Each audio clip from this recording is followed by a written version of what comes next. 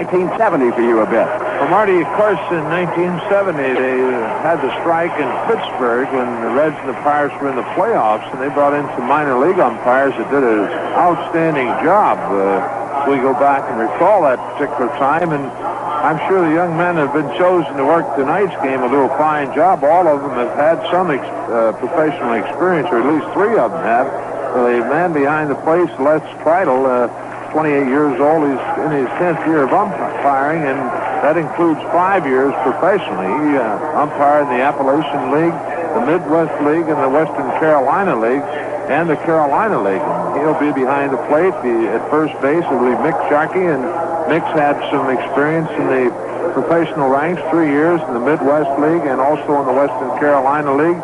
Second base is Cliff Schaller, and Cliff has had some experience in professional ball. He worked in the Gulf Coast League a couple of years, and the third base umpire would be Jerry Fick. So really, these young men have called baseball professionally and around Cincinnati, and I think everybody knows the quality of baseball, amateur baseball in the city of Cincinnati, and some of the fine teams they have here. You look back on the Midland teams, you look at the old American Legion teams, Wilson Freight teams, all these are fine baseball teams. They bring some excellent teams into Cincinnati to play these people. So these four young men, I'm sure, will do a fine job tonight, to say the least. Well, we're just about set to go now, and as Mike Lacoste completes his warm-up and the ball goes around the infield, the leadoff batter for the Cubs will be center fielder Greg Gross. The Reds, of course, played this club 4 games at Wrigley Field last weekend, splitting the 4 right down the middle, and the Cubs then went on the road and had proceeded to drop 3 in a row in Houston. So Chicago desperately in need of getting a win. They have missed an opportunity to really close down ground on the slumping Philadelphia Phillies. Gross, a left-handed batter. Lacoste with a pitch, and it's in there for a called strike, and this game is underway. Both the Cubs and the Pirates are tied for second place in the East, 3.5 games behind the Phillies. Lacoste with the 0-1 delivery. That is grounded by the mound. Morgan off to his right, up and throwing, and Gross is gone. 1 away. Well, Greg Gross bouncing out 4-3. Joe Morgan to Danny Dreesen, and the batter will be third baseman Rodney Scott as we check the Reds defensively for you. At first base, Dreesen. At second, Morgan. At third, Rose. At shortstop, Concepcion. Foster in left, Lum in center, Griffey in right, and Johnny Bench behind the plate. Rodney Scott hitting .286, no homers and 6 RBIs, a switch hitter. Of course, Mike Lacoste's last start was Sunday afternoon in Chicago, wherein he went 8 2/3 innings in losing that game 2-1 on a 2-out bases loaded double off the right field wall by Dave Rader. First pitch is over on the inside for a call strike to Scott. Swung on, and another grounder hit to Morgan. This time Joe to his left and throws Scott out, and quickly 2 men are out. Once we talk about the Cubs desperately in need of a win, so too are the Reds. Cincinnati has dropped 11 out of the last 17 games, and here in the month of August have dropped 13 out of 22, and well, trail the Dodgers now by 4 games. L.A. coming up with 3 in the bottom of the 8th inning at home last night to come from behind and defeat Philadelphia 5-4. Those two clubs will be going at it again tonight with Don Sutton on the mound for the Dodgers against Dick Ruffin. 2 away for Billy Buckner here in the Cub first inning, and he takes a strike.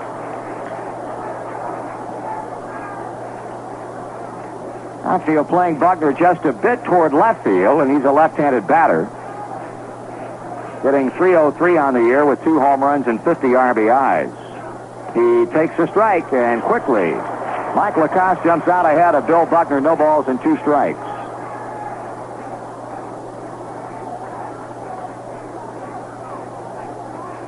Bobby Mercer on deck as Lacoste tries to retire the Cubs in order, and here's a shot hit down the right field line. That's going to be a base hit. Ball rolling into the corner as Buckner takes a turn. He comes on into second base standing up with a 2-out double to right field.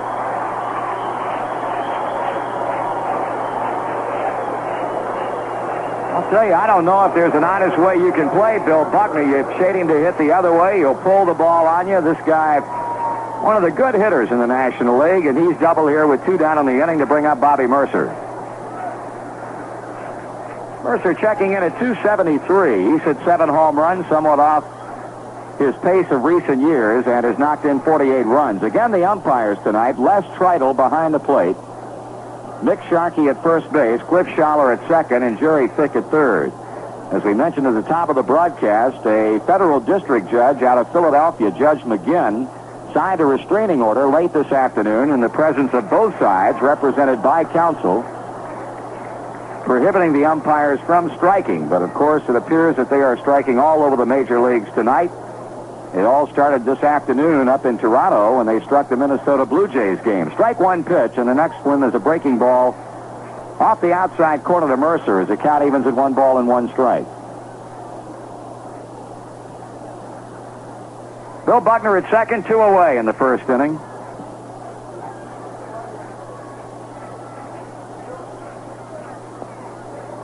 Lacoste with a slow come down to the belt. He deals, and this one pulled foul between the bag and the coaching box at first.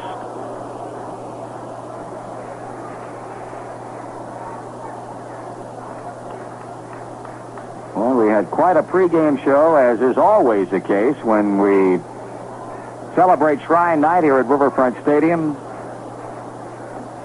Bill Wigger-Lowe, the game director for quite some years now, again doing a fine job of putting it all together. Lacoste working, and Buckner strikes out swinging on a pitch up, and that ends the inning. For the Cubs, no runs, a hit with a man left on, and after a half inning of play in the series opener, Chicago nothing, and the Reds are coming up. This is Jim Lowry with a note of interest for all farmers. The new line of International Series 86 tractors at Smart's Farm Equipment in Plain City has everyone talking, and with good reason. These new tractors combine power and comfort in a way that is completely different.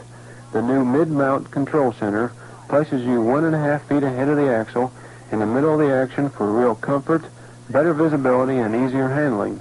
Powered by high torque-rise diesel engines, Series 86 tractors meet the demands of high-speed, hard-pull farming with more work power and economy.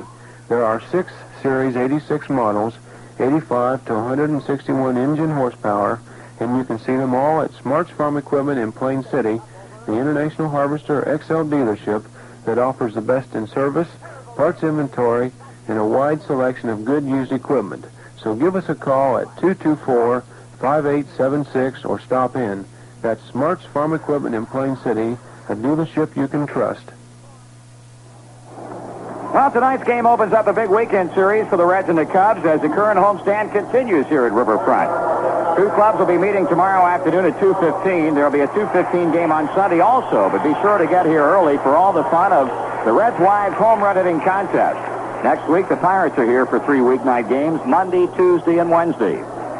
By the way, the Red Stadium ticket office advises that plenty of seats are available for the weekend, and for your convenience, the Red Stadium ticket office will open at 9 o'clock tomorrow morning and Sunday morning, with the gates opening at 12:15. Pete Rose swings and fouls away. The first pitch thrown by Rick Rushell as we move to the home half of the first inning. Rushell with a record of 12-11 and a 3.05 earned run average as he makes his 4th start of the season against Cincinnati. He's inside with the 0-1 pitch. Pete now requesting that plate umpire Les Tritle take a look at the ball that Rushell is playing with.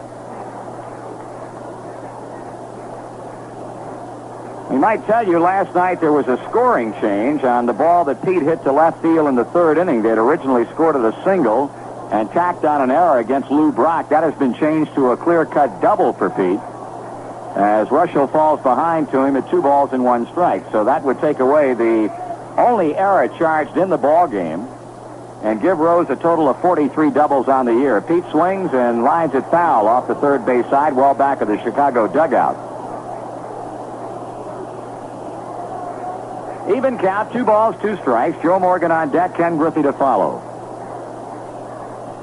Rushell sights a sign, kicks and throws. Pete swings, sends a drive back into left center field. Kingman drifting back, and he's there to make the catch. 1 away. Here's second baseman Joe Morgan as we set the Cubs defensively. At first, Buckner. At second, Trio. At shortstop, De Jesus. And at third base, Rodney Scott. Dave Kingman in left field. Greg Gross in center. Bobby Mercer is the right fielder. And Tim Blackwell behind the plate. Morgan with a run-producing single last night. He's batting .243, and as Russell starts into his windup, Joe steps off the plate. There has not been a pitcher this season who has attained a mastery over the Reds like Rick Russell has. Cincinnati has scored 1 run off of this guy in 3 starts. The first pitch, a ball missing to Morgan. Allowed 1 run and 13 base hits in a total of 24 innings pitched. That pitch is in for a strike. His career record against the Reds is 9-7, but he has beaten Cincinnati 7 times in a row since he lost in Chicago on May 8th, 2 years ago. There's a ball that bounces out of the glove of the catcher. Is that a foul ball, or was it just a ball that popped away from... It'll be a foul ball. The count goes to 1 ball and 2 strikes. Beat the Reds 10-1 in a complete game effort on the 8th of June, allowing 7 hits, won 3-2 on June the 12th here, giving up 2 hits and no runs in 6 innings. Morgan, a line drive base hit into center field. And Joe leading, coming up with a 1-out base hit up the middle off Russell. That'll bring up Ken Griffey. And then he knocked the Reds off 2-0 in a complete game win on the 17th of this month, giving us only 4 base hits in a game up at Wrigley Field. So Morgan on at first with a single, and here's Ken Griffey, who's been on some kind of tear since moving into that 3rd spot in the batting order. He's had 12 RBIs, 9 hits, including 4 home runs in his last 6 games. Russell throws to first. Morgan steps back.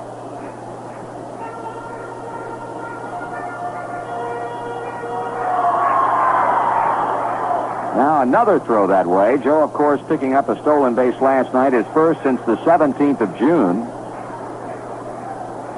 Russell already has thrown that way 2 times. The infield a double play depth. And there goes Morgan as Griffey swings on the pitch and fouls it away. So after drawing 2 throws, Russell finally elects to come to the plate. Joe's off and running, but Griffey fouls it off. Kenny batting .290. He's now homered 8 times, including 1 here last night in the 3rd inning off right-hander Pete Bukovic, and has knocked in 47 runs.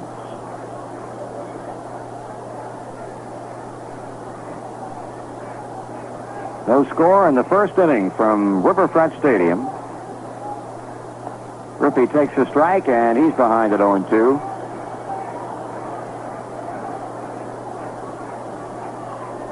As for the Reds being 4 back of the Dodgers, the Giants with a night off last night, they are now 1 full game behind. They open up a series at Candlestick against Montreal. Just outside, 1 ball, 2 strikes. San Diego losing to the New York Mets last night, 6-3. They remain 4.5 games behind Cincinnati and 8.5 games behind the Dodgers. There's a throw to first again, and not in time. Close play. Buckner apparently thought they had Morgan picked off, but Mick Sharkey, the first base umpire, says no. Russell into his stretch motion. He delivers, and Griffey swings, and he misses. So Russell has his first strikeout. 2 away in the inning for left fielder George Foster.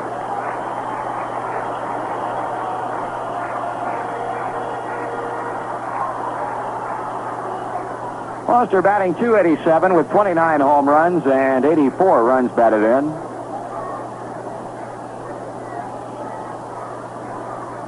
Steve Garvey had a run batted in last night in the Dodger 1-run victory over Philadelphia, so he is now 8 RBIs away from Foster, 94-86. Jack Clark of the Giants in 3rd place, along with Reggie Smith, each with 84. Foster takes it on the inside corner for a strike.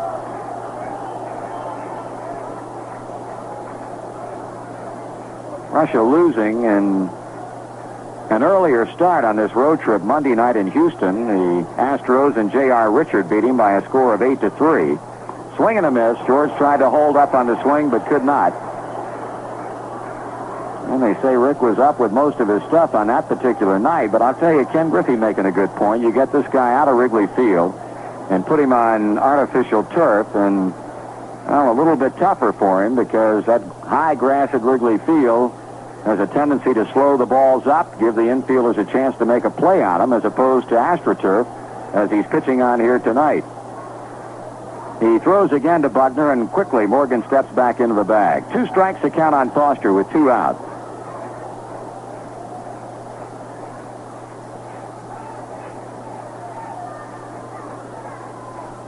Checking Morgan at first, and the pitch to the plate just outside. George was able to check his swing in time. 1-2.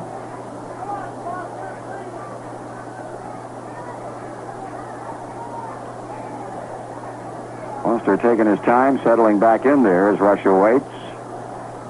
Now he sights a sign from Tim Blackwell. He delivers and misses inside to level the count at 2 balls and 2 strikes. Ray Barris was originally scheduled to pitch the opener here, but Herman Franks apparently making a change early this morning, electing to put Russell into tonight's game and move Barris to tomorrow. Just low, and the count goes full. So in Game 2 and a 2:15 start tomorrow, it'll be Bill Bottom against Barris. Sunday afternoon, Tom Seaver will oppose Mike Krukow.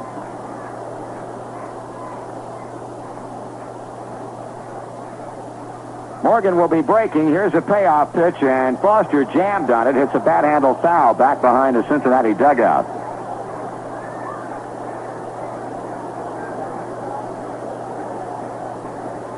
Count stays, 3 balls and 2 strikes. Danny Dreesen would be up next.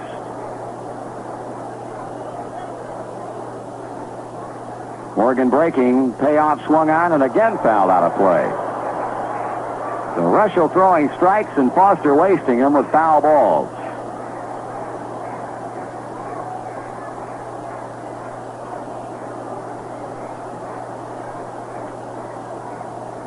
Cubs right now only 1 game over 500. They have the identical record of the Pittsburgh Pirates, 63 wins and 62 defeats.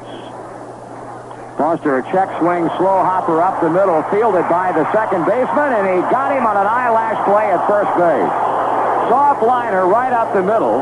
Manny Trio swept to the second base bag to play it on the bounce and got a good, strong throw-off to Bill Buckner to nail Foster by a half step. No runs in the inning, 1 base hit, and 1 man left on, and after 1 complete, the Reds nothing and the Chicago Cubs nothing.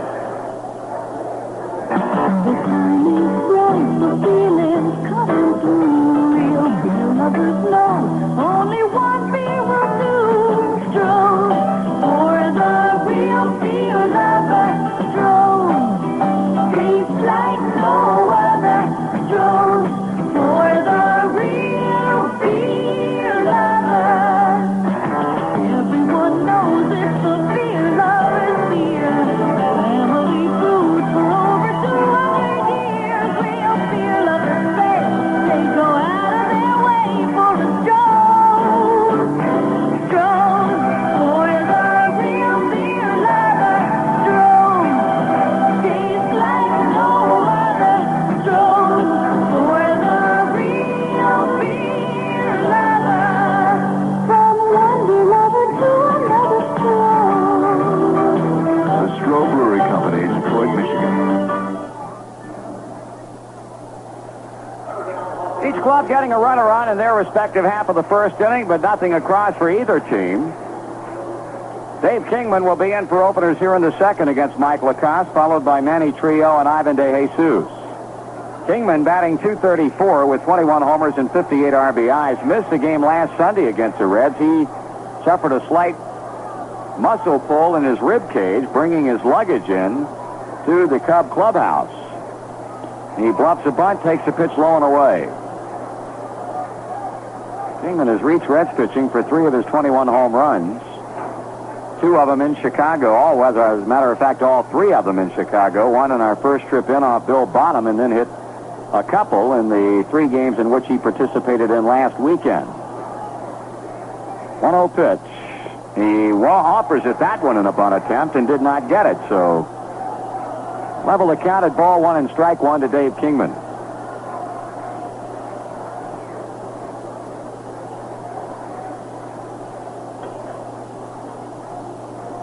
Reds have the overshift down to the left side of the infield for Kingman, and that pitch a breaking ball off the plate, 2-1.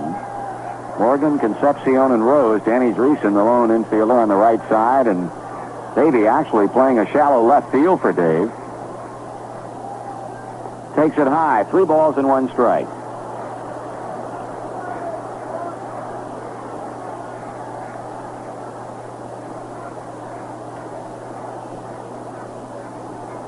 Cubs have been an excellent home club, 37 wins and 26 losses. Here's ball 4, so Kingman starts off the second by working a walk. But on the road, they have won 26 and lost 36. Hey, that's pretty much the story for a great number of clubs around Major League Baseball this season. You look at how the Phillies have fared at home, although they did not have the most successful of homestands before leaving on the 15-game road trip that opened in L.A. last night, but still a very tough club defeat at Veterans Stadium. Boston, a almost invincible club at home, but has been pretty much of a patsy on the road. Here's Trio now with Kingman at first. He takes a strike.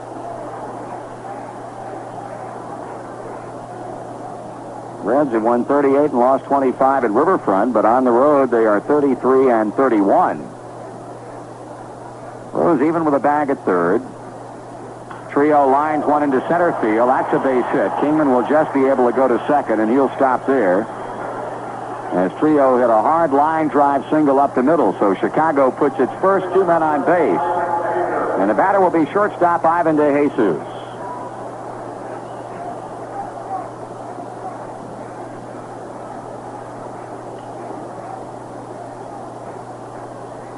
DeJesus batting .267. 3 home runs and 26 runs batted in. Kingman now at second with Trio at first and nobody out.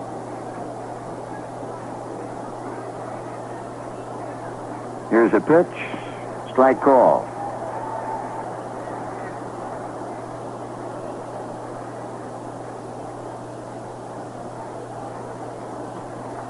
Tim Blackwell, the catcher, would be up next.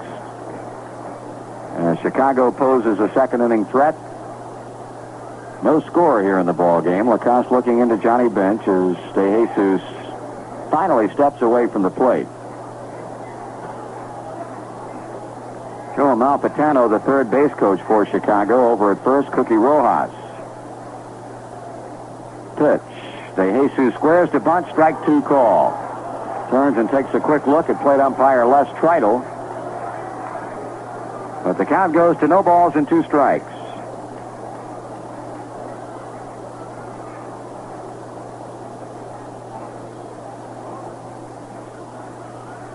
Lacoste back to the plate, and strike 3 is called. On the outside corner and knee high as DeJesus is caught looking, and we'll pause for station identification on the Cincinnati Reds Baseball Network.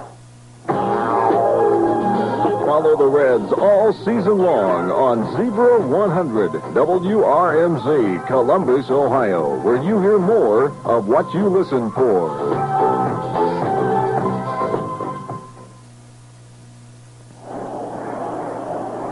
DeJesus called out on strikes. That's the first in the inning for Chicago and brings up the left-handed batting Tim Blackwell, the Chicago catcher.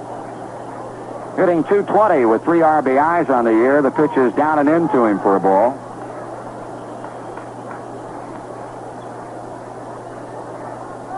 Blackwell had 3 hits and 8 trips against the Reds last weekend with a run batted in, so did all right at the plate. 2 on with 1 out now, and this pitch is swung on and missed. 1 ball and 1 strike.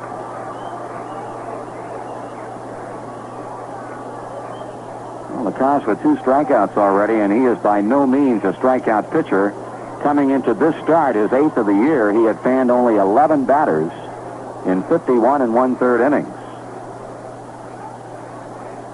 He deals back to Blackwell, and the pitch is low. 2 balls and a strike to count. Rick Russell on deck. Kingman opened the inning by drawing a walk. Trio single into center. DeJesus has been called out on strike.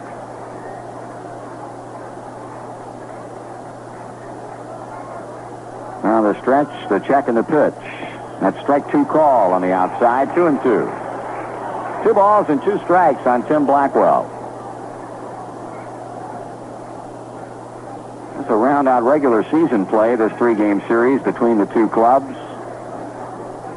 Of course, the Reds will finish off with the Eastern Division competition next week with the Pirates here for 3 and then go to St. Louis for 4.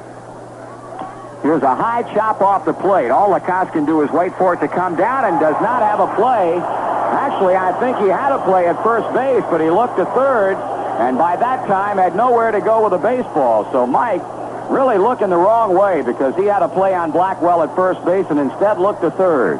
Marty, I think really it was so high, and of course Mike not knowing that much about the players, and I think Mike's idea was maybe to get Kingman making a turn at third, but I think he would have had a shot at Blackwell at first base had he thrown right away, but the ball was just chopped so high that I guess he said, well, there's no chance there. We'll see if we can trick somebody.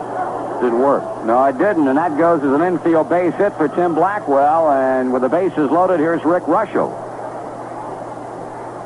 Rushell has had 6 hits on the year and 54 times up with a double and a run in. Mike will work out of the stretch, and Rushell takes it in the dirt. Johnny Bench knocks it down on the bounce. Rose is even at third. Likewise, Dreesen at first. Concepcion and Morgan at short and second are at double play depth. So Chicago bidding to get on the board in the second. Have Kingman at third. Trio at second. Tim Blackwell on the strength of the infield hit to the mound at first.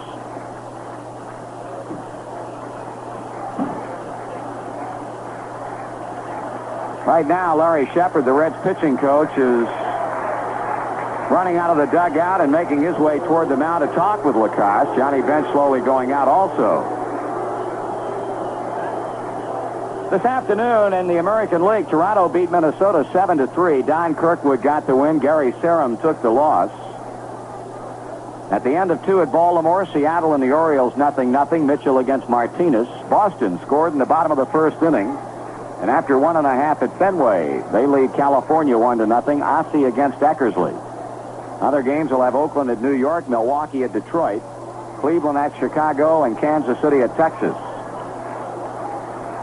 Cardinals and the Braves are scoreless at the end of 2 in the National League. Lacoste ready now with a 1-0 pitch, and Rushell swings and lines it into right field. That's a base hit. Near the line, here's 1 run scoring. Here comes Trio to the plate. He's home. And Rick Rushell helps his own cause with a soft line drive single down the right field line, scoring 2 runs, and that gives the Cubs a 2-0 lead.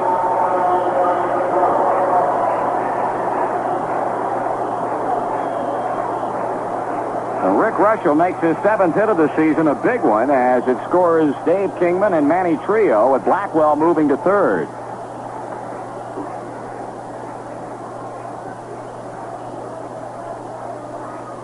Oh, we go back to the top of the order for the center fielder, Gross. Greg grounded out to Morgan in the first inning.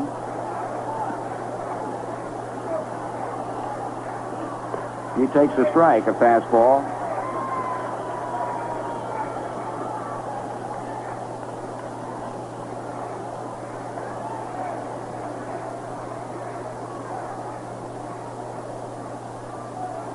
Now Lacoste walking back behind the mound as Marty, time called. Mike Klum asked the second base umpire, Mick Sharkey, if he wouldn't move a little bit. Mike couldn't see the plate. Well, Mr. Sharkey accommodates Mike Klum's request. Here's the 0-1 pitch to the plate, and Greg Gross swung on and grounded foul at first base. Talking about that statement earlier tonight from National League President Chub Feeney. Went like this. Federal District Judge Joseph L. McGlynn signed a temporary restraining order barring the Umpires Association from continuing the strike action they started earlier today. Both sides appeared in court late this afternoon in Philadelphia, and each side was represented by counsel. A further hearing has been set for August 30th. Gross bounces to shortstop. Concepcion steps on the bag, throws to first, double play, and that's the inning. Greg Gross hits into a 6-3 twin killing, but the Chicago Cubs get 2 runs on 3 base hits. They strand 1, and at the end of an inning and a half, the Cubs 2, and the Reds nothing. Enter the Big Con Cincinnati Reds Sweepstakes. Over 1,800 prizes. 5 weekly sweepstakes. Random drawings are made each week to award 363 prizes. Enter every week to increase your chances to win. Prizes include 15 Reds fun-filled weekends in Cincinnati with motel accommodations, meals, and tickets to Reds games. Other prizes, 50 Dave Concepcion baseball gloves, 250 Cincinnati Reds t-shirts, 500 official National League baseballs, and 1,000 Cincinnati Reds baseball tickets. Get an official entry blank with full details at your favorite food store, or mail your entry on a 4x6-inch piece of paper or a postcard to Conn's, Post Office Box 25068, Cincinnati, Ohio 45225. No purchase necessary. Each entry must be mailed separately and accompanied by the rose from any Conn's product or reasonable facsimile. Enter now. Sweepstakes ends August 26th. Remember, over 1,800 prizes from Conn's, home of the wiener the world awaited.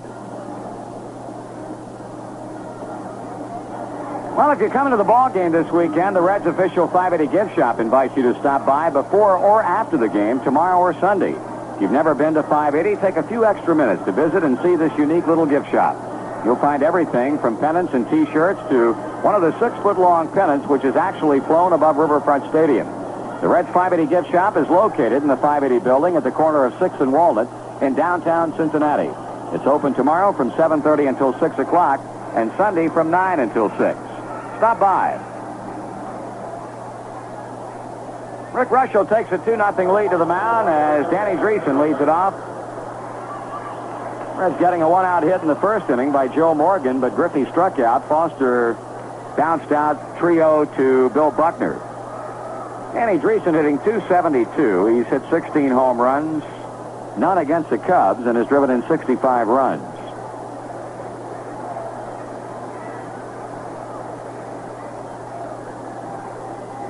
Here's a pitch. Dreesen takes it outside and high for a ball.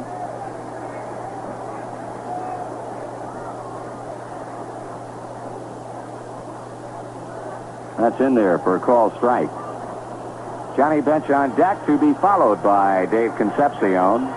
1-1 to count on Danny Dreesen. Checks his swing, and that cost him a strike.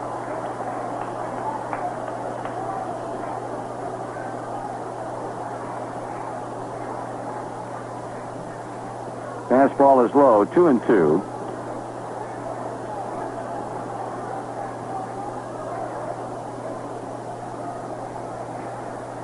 That's ball 3. Russell at times this season has been bothered by arm problems to the extent that he has missed 5 starts. In fact, his only start here at Riverfront was forced to leave at the end of 6 innings because of that problem. Here's a bouncer right back to the box off the payoff pitch. Russell lobs to first, 1 down. Well, as Johnny Bench comes up, we'd like to send along get well wishes tonight to Fawn Rose.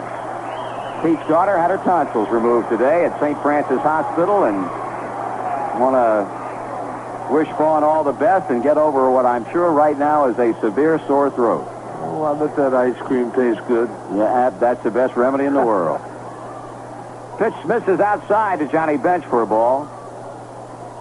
Well, Fawn, we hesitate to say we hope you're feeling better because I'm sure right now you are not, but you will, believe me. Here's a fly ball hit down the left field line and foul ground. Over is Scott and De Jesus, but the ball is up into the seats.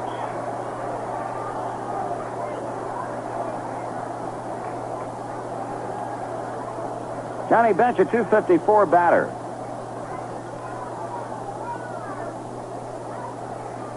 Cincinnati trailing 2-0 in the home second after the bases-loaded single by pitcher Russell drives in 2 runs in the top of the inning. Well, I'll tell you, of late, the Reds have been playing from behind more often than not. Last night, the Cardinals getting 4 runs. The Reds came back with 3 in the bottom of the third, but that was the final score. Here's a foul pop behind the plate that's out of here. Pete Vukovich, on a warm, humid night last night, did some kind of job on that mound after the Reds got to him for 3 third-inning runs. Bench swings and misses and lost the bat in the process. Picked up out at shortstop by De Jesus. Now, Russell has his second strikeout. 2 away now in the inning. Dave Concepcion at the plate. Stop by the Reds ticket agency nearest you and purchase your tickets in advance in Coshocton, Ohio at the Coshocton Motor Club. In Mount Vernon at Knox County Auto Club. In Shelbyville, Indiana at Farmers National Bank. And in Ashland, Kentucky at Zwick Music. Davey tries to bunt his way aboard and did not get it as Rodney Scott comes charging in from third base.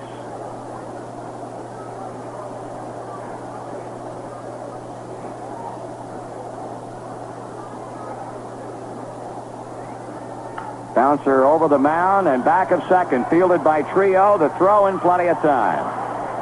Reds are out in order in the second inning, nothing across, so we'll go to the third with a score. Chicago 2 and Cincinnati nothing. Cool it when the sun's up high.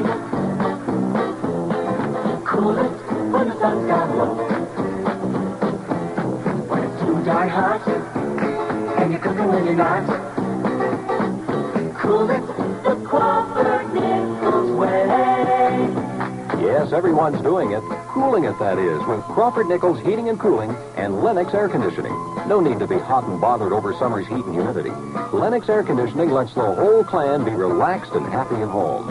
And a wise father knows that central air conditioning adds to the value of his home. And to make sure you stay cool, Crawford Nichols is on the job with emergency service 24 hours a day, 365 days a year. Get your free air conditioning estimate today. Just call Crawford Nichols and say, cool it. Now you can cool it with Crawford Nichols, that's the way. 876-1234.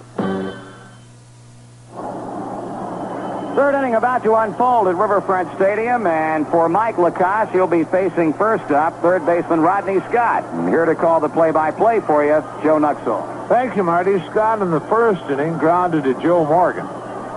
Be Scott, Buckner, and Mercer here in the third for the Cubs. They lead it 2-0. Chicago's had 4 hits off Mike Lacoste through the first 2 innings. 3 of those hits coming in the second when they scored their 2 runs. Rodney Scott, a .286 batting average. He's driven in 6 runs, 4 doubles, a triple. The pitch. Scott looks at it. It cost him a strike. Breaking ball. Scott hitting left-handed.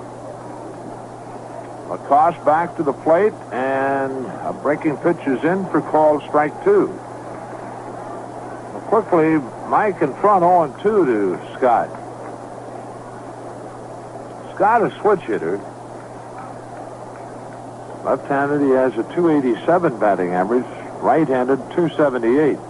Lacoste winds and delivers a change-up. Check swing ground ball to Concepcion. Throwing on to Dreesen, 1 out.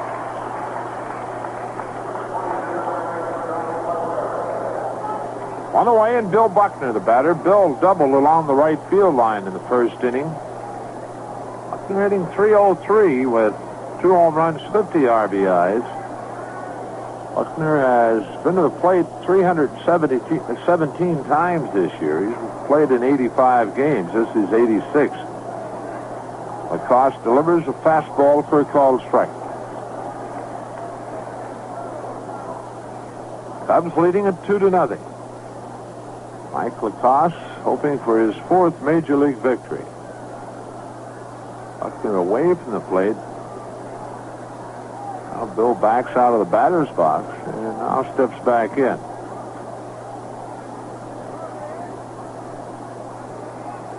Lacoste checks in with bench.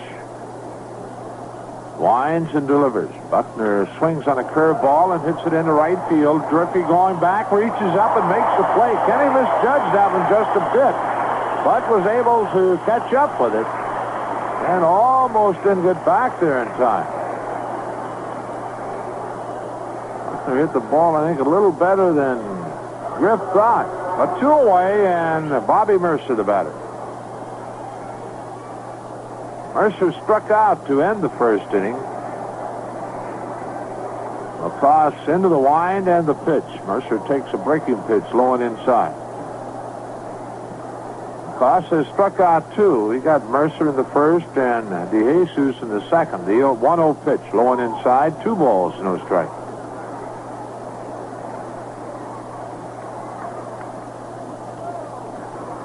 Mike Lacoste, his 8th start since joining the Reds. He has 1 complete game. 2-0 delivery. Mercer swings on it and a fly ball into left center field. Mike Lum over, and he has it, and that's the inning. Well, the Cubs out 1-2-3 here in the third, and at the middle of inning number 3, Chicago 2, Cincinnati 1. The time is right, that feeling's coming through. Real deal lovers know only one deal will do. Gold for the real deal lover. like no other. Strolls for the real lover. Everyone knows it's the real lover's beer. Family brew for over 200 years. Real lovers, baby, go out of their way for a stroll.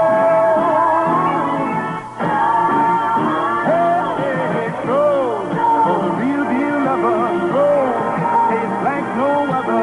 Stroll for the real lover. From one beer lover to another. Stroll. The Stroh Brewery Company, Detroit, Michigan.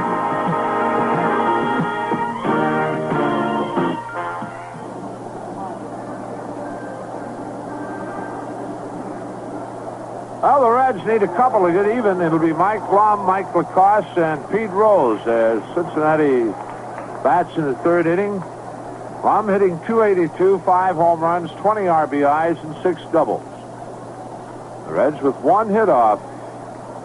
Russell through 2 innings. That was Joe Morgan single to center field in the first.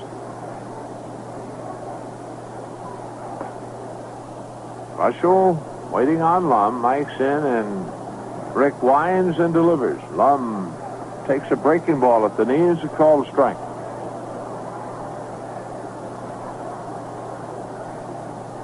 On 1 to count. Russell has his sign and his 0-1. Outside, ball, fastball, 1-1. Lacoste on deck. Russell delivers the 1-1. That's on the inside corner to knees, a called strike, and it's a ball, 2 strikes now to Mike.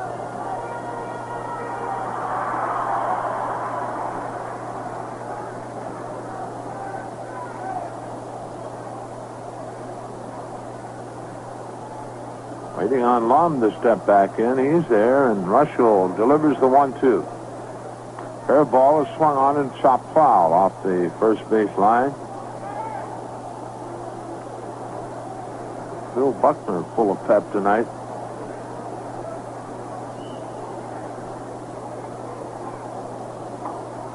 One and 2 to count. The pitch, fastball just high and inside. Count evens 2-2.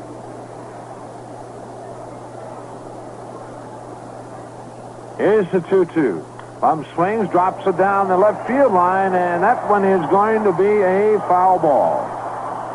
Well, Mike popping it down the left field line, but dropping foul. Dave Kingman over and retrieves the baseball. Count a hold is 2 balls, 2 strikes to Lum.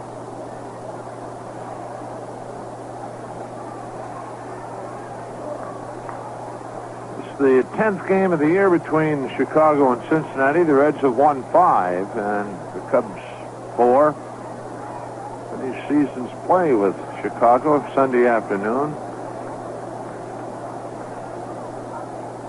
2 balls, 2 strikes to Mike Lum, leading it off here in the third. The pitch, low and inside. Count goes full.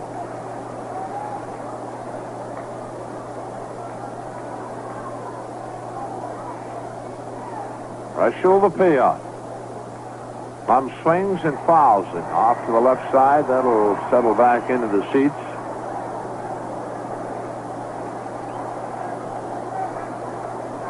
Now, when the Reds were in Chicago this past weekend, set a new 4-game attendance record for the Cubs.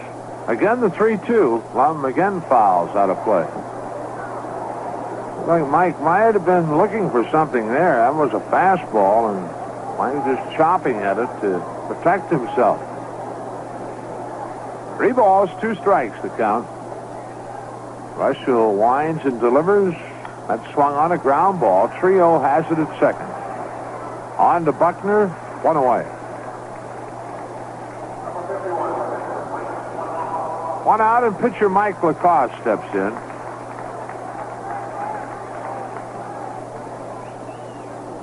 White hitting 118. He's had 2 hits and 17 times up, has driven in a run.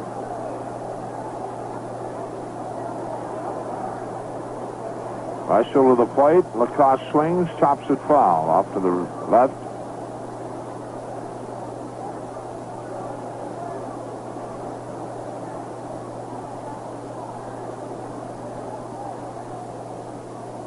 0-1 delivery. Low, 1-1. Pete Rose on deck. Cubs with a team batting average of .256. The Reds at .259. Lacoste bounces one right back to Russell. Rick on to Buckner, 2 out, and Rose steps in.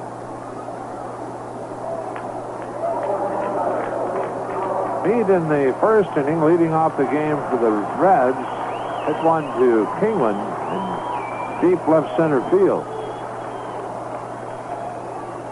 Those 5 home runs, 35 RBIs, and 43 doubles. 3 triples last night. The official scoring change. Fastball is inside to Rose, ball 1. In the third inning, Marty pointed it up. Pete single and charged Lou Brock with an error. They've taken the error away and credited Pete with a double. Russell in with a fastball at the knees and a called strike, 1-1.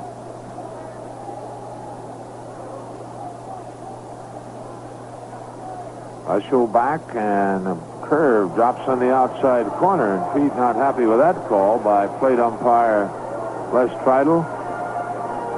1-2 the count.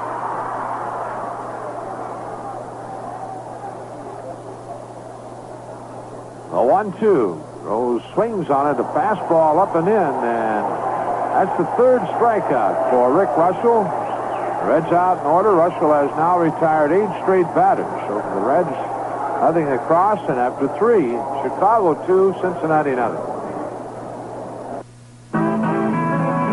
Man, I love to drive on the open road and listen to that old night wind blow. Chewing Red Fox, it sure does ease my mind. Riding this ribbon on through the dark. No place to stop, no place to park. Me and Red Fox chewing tobacco, making up lost time. The Red Fox folks know what they're doing when it comes to making tobacco for chewing. For relaxation, man, it's one of a kind. It's moist and soft and mild for sure. The flavor's fresh. The taste is pure. It settles you down and helps a man unwind. Why don't you try Red Fox? Look for it in the white pouch with the picture of Old Red taking it easy. Red Fox chewing tobacco. Now it's better than ever. So when that highway starts to call, run with the fox that beats them all, Red Fox. 'Cause mister, taking it easy never tasted so good. Red Fox. In the 4th inning for the Cubs, it'll be Kingman, Trio, and DeJesus. Kingman got the 2-run second inning underway for Chicago by drawing a walk from Mike Lacoste. Moved to second on a base hit by Trio, to third on an infield single by Tim Blackwell, and scored on Rick Russell's 2-run single to right. He and Trio scoring. Kingman with 21 home runs and 58 RBIs and a .234 batting average.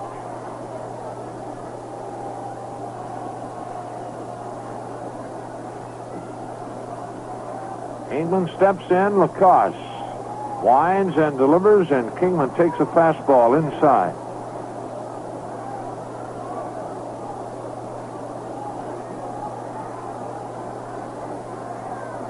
Lacoste delivers. Kingman swings on a curveball, grounds it to the right of second base, and that'll go into right center for a base hit as the Reds infield pulled around to the left. Morgan on the left side of second.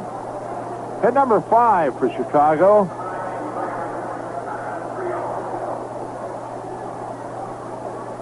Now to bring Manny Trio to the plate. Manny singled to center in the second inning. He has a .259 batting average. Has hit 3 home runs and has driven in 41. Lacoste to the belt, checks Kingman, delivers. Trio swings and a shot by Concepcion into left field. A Trio 2 for 2. Davey tried to backhand, but the ball got under his glove and on into left. So back-to-back singles here in the 4th for the Cubs, and it'll be Ivan DeJesus. DeJesus called out on strikes in the second, and Ivan not really happy with the call by plate umpire Les Treidel.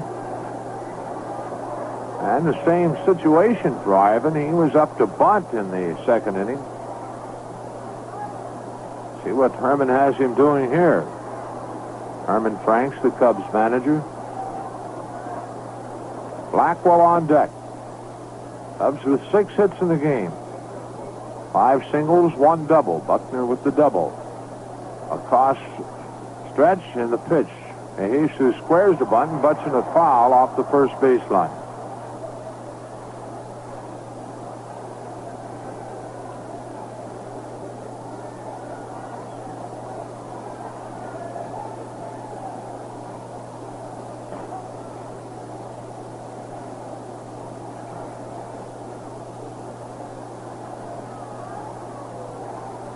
Now Dave Kingman wants to have a word with Joe Malfitano, the Chicago third base coach. Apparently Dave not sure of the sign that's been given to DeJesus.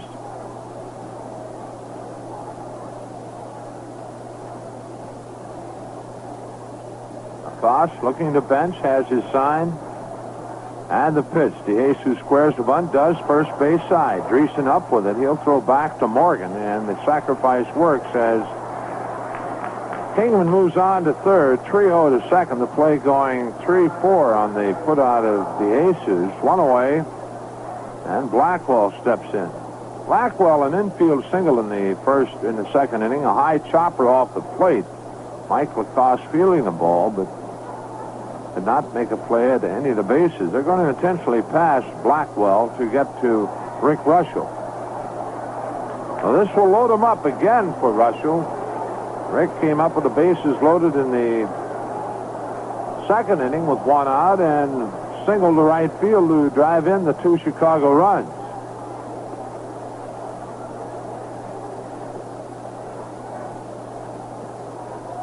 Here's ball 4, and Blackwell will move on to first base. Oh, with 1 away, bases loaded, Rick Russell the batter.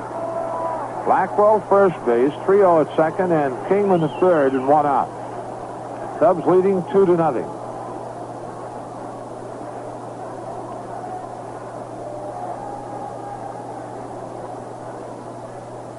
Lacoste will work from the windup. Reds outfield around to the right for Russell. A wind, the pitch. Rick swings and pulls it down the left field line, but foul and not by much. Boy, that ball wasn't fouled by any more than an inch. Right now, we'll pause for station identification. This is the Cincinnati Reds Baseball Network. Complete Cincinnati Reds baseball coverage is yours on Zebra 100 WRMZ, Columbus, Ohio.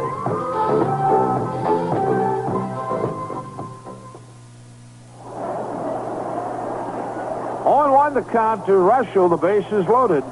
Lacoste winds and delivers. That swung on and hit into center field. Mike Lum coming in and almost ran under. Dave Kingman will score easily. 3-0 move on to third base, and it's a 3-0 ball game, and Rick Russell has driven in all 3 runs. Mike hoping to charge it and have a shot at it, but it carried a little further than he expected. So Russell with a sacrifice fly, his 3rd RBI of the game, and the Cubs lead 3-0.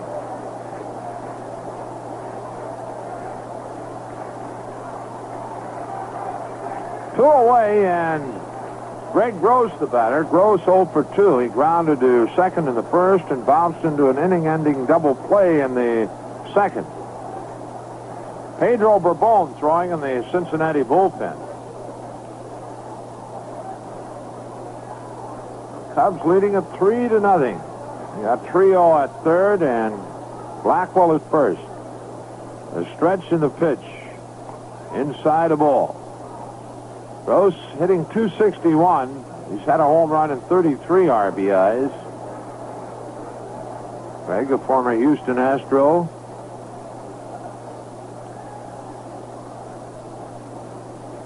Lacoste has the sign. A stretch in the pitch. Gross looks at a curve that's inside. 2-0 the count.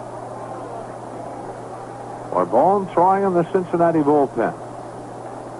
Cubs leading 3-0.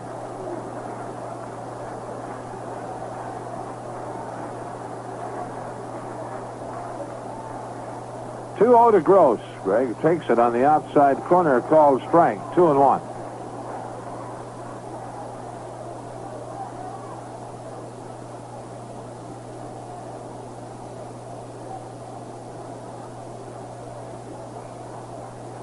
Pass to the belt. 2-1 delivery. Outside. 3 balls to strike. Rick Russell had a batting average of 111 and has driven in just 1 run on the year, but he now has 4 as he's driven in 3 tonight. 3-1 the count to Gross. The stretch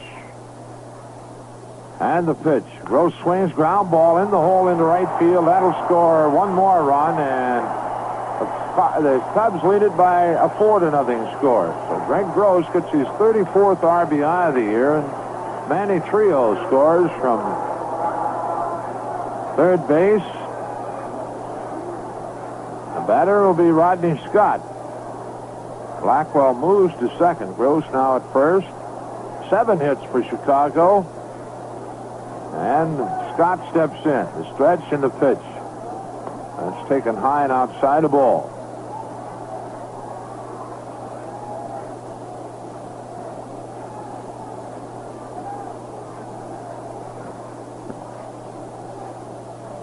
Toss ready. Delivers. Scott swings and he lines one to center field. That's a base hit. Charging is Mike Blum. Here comes the throw to the plate, and it is in time. Well, Mike Blum, a strong throw to Johnny Bench. John had to go out and get it, come back, but he was able to put the tag on Tim Blackwell, and that ends the inning. For Chicago, they pick up 2 more runs on 4 hits. There were no Cincinnati errors. 2 runners left on base, and at the middle of the 4th, Chicago 4, Cincinnati nothing. Hirschman's of Richmond, Ohio is the headquarters for Spartan Chainsaws. Spartan Chainsaws feature lightweight construction, positive action, easy pull rewind starter, safety off-on slide ignition switch, easy cleaning Futron air filter, fully enclosed self-lubricating electrical braking points, and an effective Q-tone exhaust system. Also, every Spartan unit is started, run, and performance checked at the factory before being released for sale. Spartan Chainsaws distributed by Hirschman's. See your local dealer or call Hirschman's, Richmond, Ohio. Hirschman's also distributes Trimet, the Whiz Witch by Huffco. The Trimet converts most chainsaws into a powerful grass and weed trimmer in just minutes with the Huffco CSA unit, and for less than you pay for most lightweight, cumbersome electric trimmer units. See the Trimet at your local Hirschman's distributor.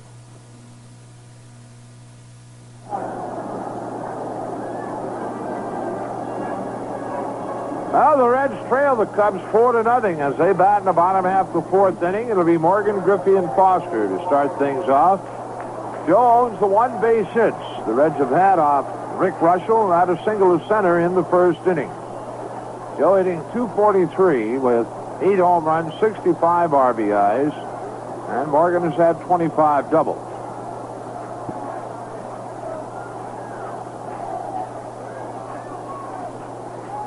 Russell delivers the first pitch to Morgan, and Joe bluffs the bunt, and it's a strike at the knees. And Rodney Scott playing behind the line and now moves in front of the front line at third. The pitch. Morgan looks at a strike, and it's quickly 0-2 to Joe.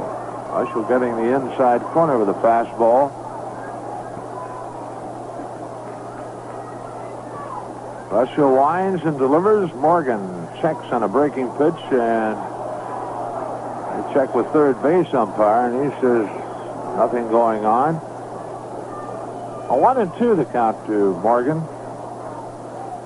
Blackwell hangs the sign and the pitch. Morgan swings and fouls out of play to the left.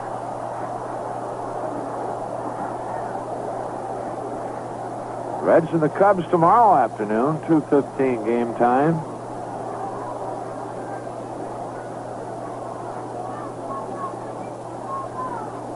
A 1-2 pitch. That's swung on and chopped foul into the Cincinnati dugout.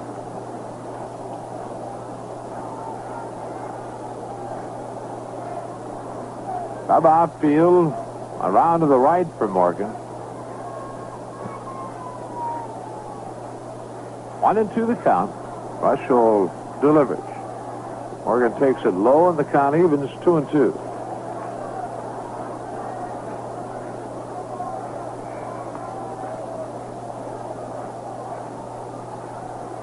Pitch on the way outside. Full count now to Joe. Russell has not walked anyone. Has struck out 3. And Griffey on deck.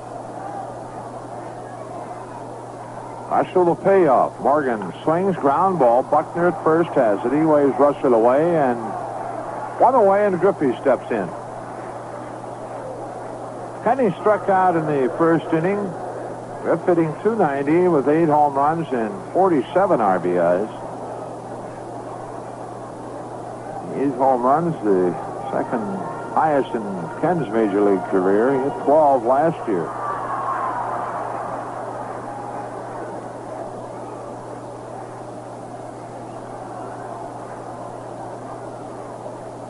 Wide the pitch. Griff swings on a high fastball. Doesn't get it.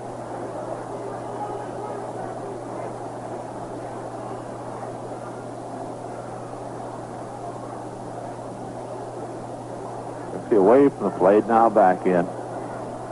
Russell winds and delivers, and Ken swings and bounces to Trio at second. Trio on to Buckner, 2 out.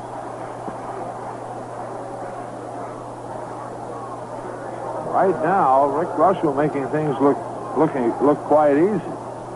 He has retired 10 straight batters. George Foster grounded to Trio. Trio making a nice play. Off to his right, fielding and throwing George out on a close play at first in the first inning.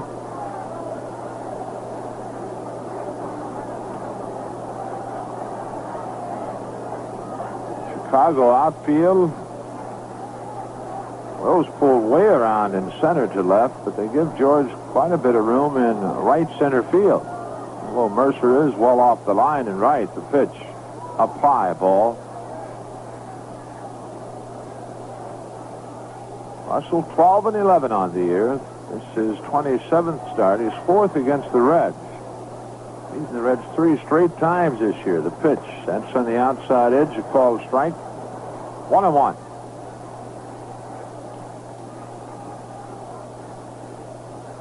Rick back to the plate.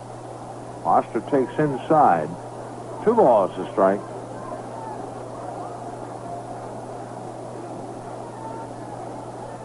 Russell has the sign and the 2-1.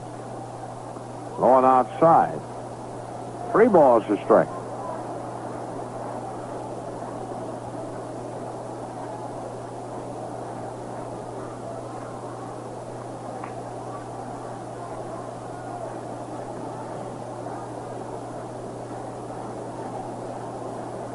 Rick waiting on the sign and the 3-1 delivery. That swung on and hit foul down the right side, back into the seats. Count full now to Foster. 2 out, the base is empty. Cubs leading 4-0. Reds with just 1 hit off Rick Russell through 3+ innings.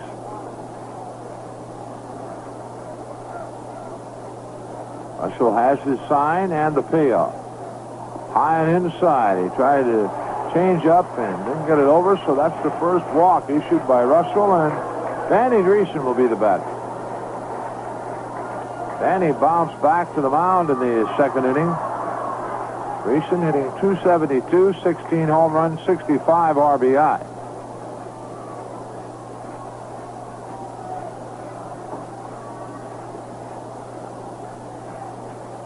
The stretch in the pitch, Dreesen takes high and outside, ball 1.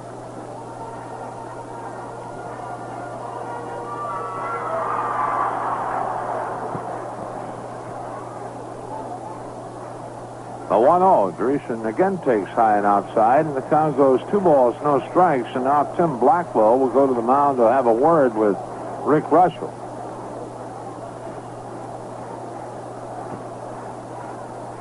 Well, you wouldn't believe it, but the Cubs, as a team, have a bigger ERA than we did. 396 to 384.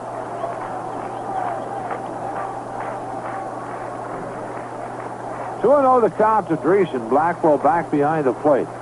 Foster at first. Buckner playing behind him. Here's the 2-0. That's high, and it's 3 balls, no strikes. So Russell a pitch away from issuing his second straight walk. Here's the pitch. Dreesen takes ball 4, high and outside. Oh, we got 2 on with 2 out, and now Mike O'Rourke, the Chicago pitching coach, out to the mound to check things out with Rick Russell.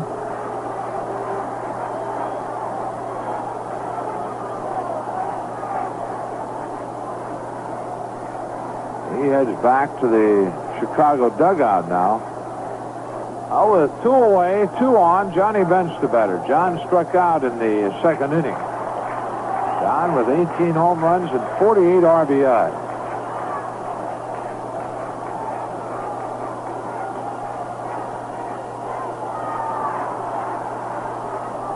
Russell ready and delivers. High with a curveball. All of a sudden, Rick Russell having problems finding the plate.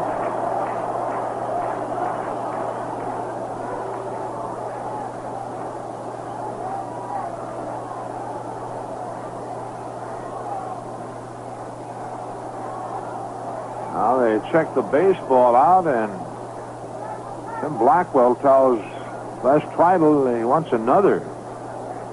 Actually, Russell wasn't going to call for it. Peanuts Lowry yelling at Blackwell to tell Russell get another baseball. He has it. 1-0 the count and the pitch. Bench swings and hits it into left field. That'll score a run.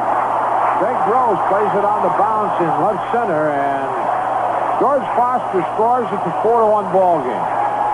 John getting jammed on the pitch and dropping it into left center field for a base hit. He picks up his 49th RBI, and Dave Concepcion the batter.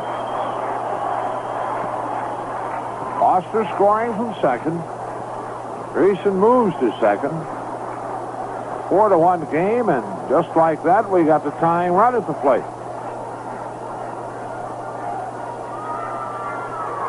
Concepcion in the second inning grounded to Trio at second base. For Boneheads of the Reds bullpen to start throwing the pitch. That's high and inside, ball 1.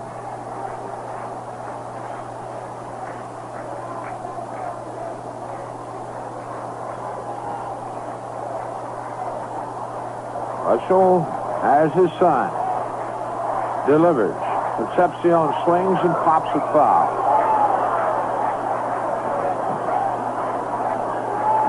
Not even 1-1, dude, David.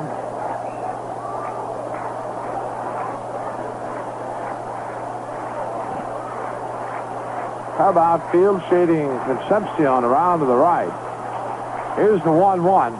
Swung on and missed. That pitch blowing outside. David going after a bad pitch. 1-2.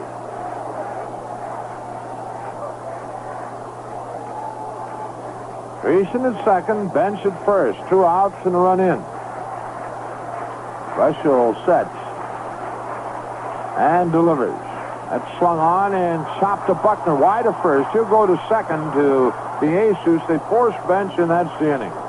The Reds in the inning get a run on a hit. There were no errors. 2 runners left on base. The end of 4. Chicago 4, Cincinnati 1. The time is right. That feeling's coming through. Real beer lovers know only one beer will do. Stroh's for the real beer lovers. Stroh's taste like no other. Stroh's for the real beer lover. Everybody knows it's the beer lover's beer. It's family brew for over 200 years. Real beer lovers say they go out of their way for a Stroh's. Stroh's for the real beer lovers. Stroh's taste like no other. Stroh's From one beer lover to another stroll. Stroh's, the Stroh Brewery Company, Detroit, Michigan.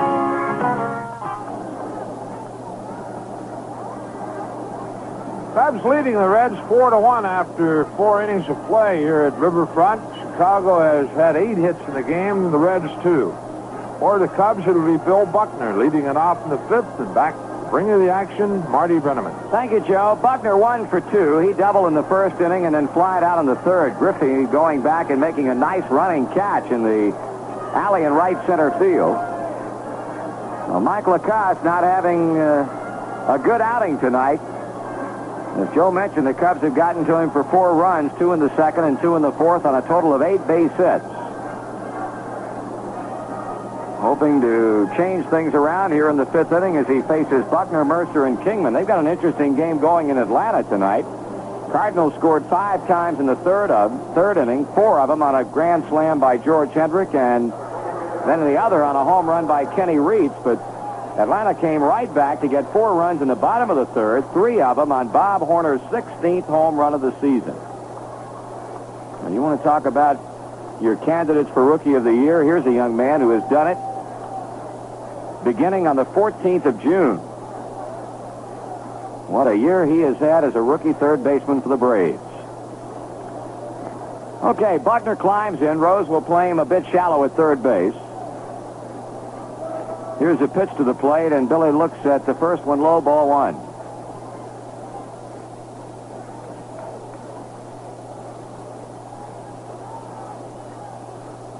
Lacoste winds a 1-0 delivery, and that swung on a bat-handle foul ball will come to the near end of the Cincinnati dugout. A ball and 1 strike.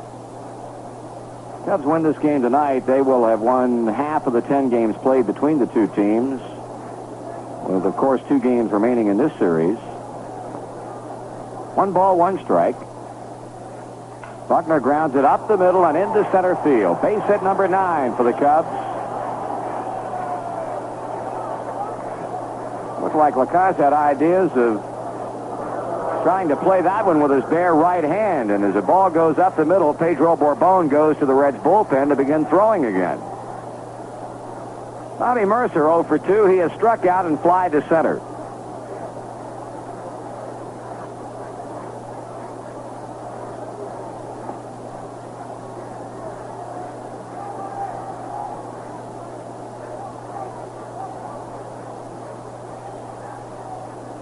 Mercer taking his lead. Lacoste looking that way, and now pitches. Mercer takes it high, ball 1.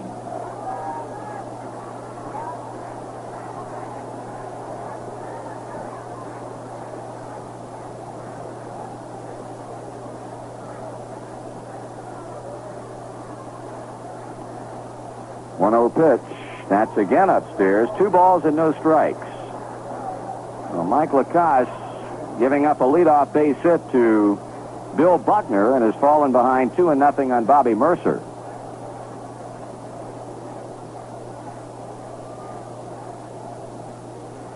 Swung on, a ground to first. Dreesen will go to Concepcion. Return throw to Dreesen. Double play.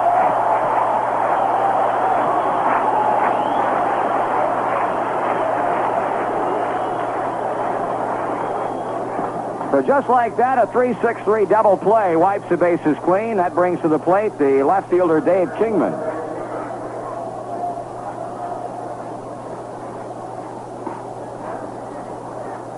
Kingman has walked and scored. He has singled and scored a run.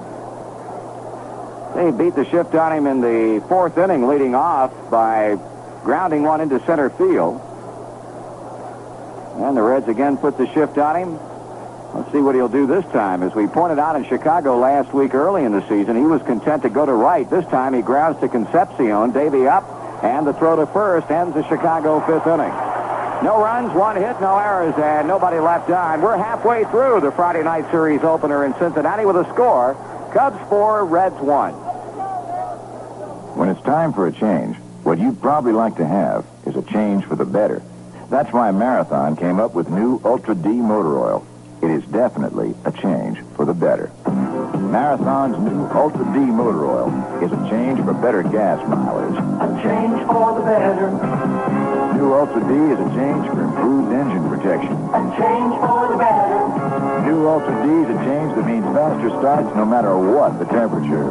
A change for the better. Marathon's new Ultra D motor oil is a special blend, natural and synthetic ingredients. It's really different from conventional blends, meaning when Ultra D gets together with the engine of your car, things do get better. Make a change for the better with new Ultra D motor oil. New Ultra D motor oil, a change for the better from the people who do it better. Marathon Oil Company. Make a change for the better with new Ultra D. Make a change for the better with new. Well, it promises to be a home run hitting contest like no other home run hitting contest you've ever seen. Of course, we're talking about the Cincinnati Reds Wives home run hitting contest that will take place before the Reds-Cubs game on Sunday afternoon. Come early for all the fun. Introductions of the Wives will get underway about 1:40, followed by a home run hitting contest that promises to provide a lot of laughs for everyone. Mike Lum will lead off the bottom half of the fifth inning. The Reds got a run home against Russell in the fourth. Had only 2 hits in the first 4 innings, and here's a high fly ball hit back into deep right center field. Mercer looks to Gross, Gross looks to Mercer, and Greg Gross, the center fielder, hauls it in. First pitch hitting, Lum out, fly ball center. That brings up pinch hitter Dave Collins. The Reds' annual team photo day is set for Sunday, September 10th here when the Reds take on the Giants. Everybody at the ball game gets an official 1978 Reds team photo. So Sparky Anderson forced to go to his bench here in the fifth inning. A not so good outing for Mike Lacoste tonight. He goes 5 innings, allowing 4 runs, all earned on 9 hits, struck out 2 and walked 1. And Collins, a .216 batter, comes to the plate. Scoreboard stumper tonight. Who led the Cubs in home runs in the 1977 season? Who was the Cubs home run hitter and home run leader, rather, last year?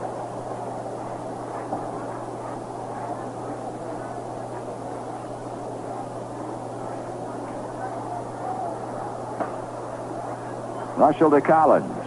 Ball 1, low inside.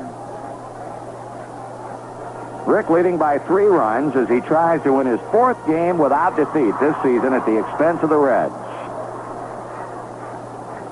Here's a bunt attempt by Collins, and he gets nothing but air. 1 ball and 1 strike.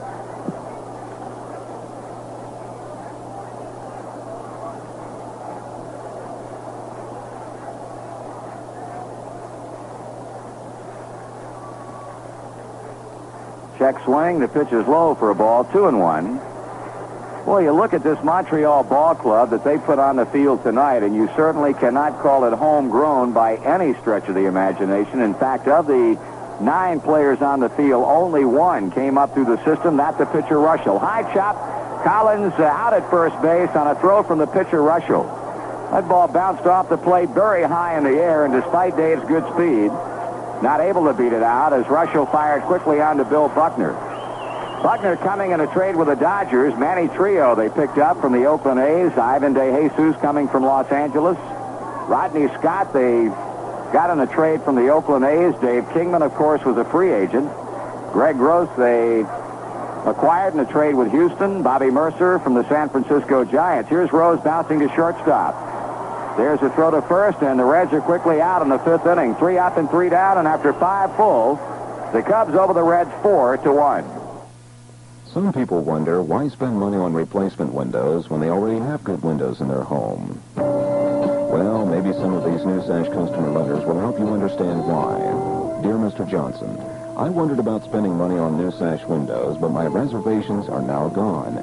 My wife thinks they're beautiful and very easy to clean. But the amazing thing is that we keep the thermostat on 65 degrees all winter long, and our furnace only comes on 4 or 5 times a day instead of 10 or 15 times as in the past. Thank you. Our New Sash windows are paying for themselves.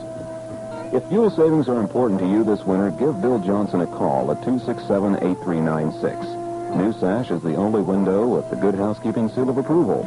And New Sash replacement windows are custom made for a perfect fit.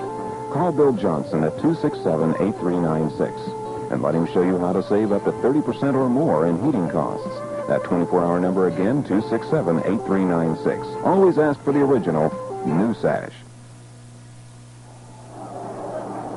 Joe Nuxall and Marty Brenneman back at Riverfront as we head on into the sixth inning, trailing the Cubs 4-1. New pitcher on the mound now for Cincinnati, right-hander Pedro Bourbon. Bourbon, making his 51st appearance, carries a record of 6 wins and 2 losses and an earned run average of .445. The answer to the scoreboard stumper, the Chicago Cubs home run leader last year, Bobby Mercer. Their right fielder blasted 27. Hit only 7 this season. Manny Trio, 2 for 2, has singled twice and has scored 2 of the 4 Chicago runs. He's batting now .263. Up some 4 points from his game-time batting average. Cubs have out-hit us 9-2. Bourbon delivers a taken strike.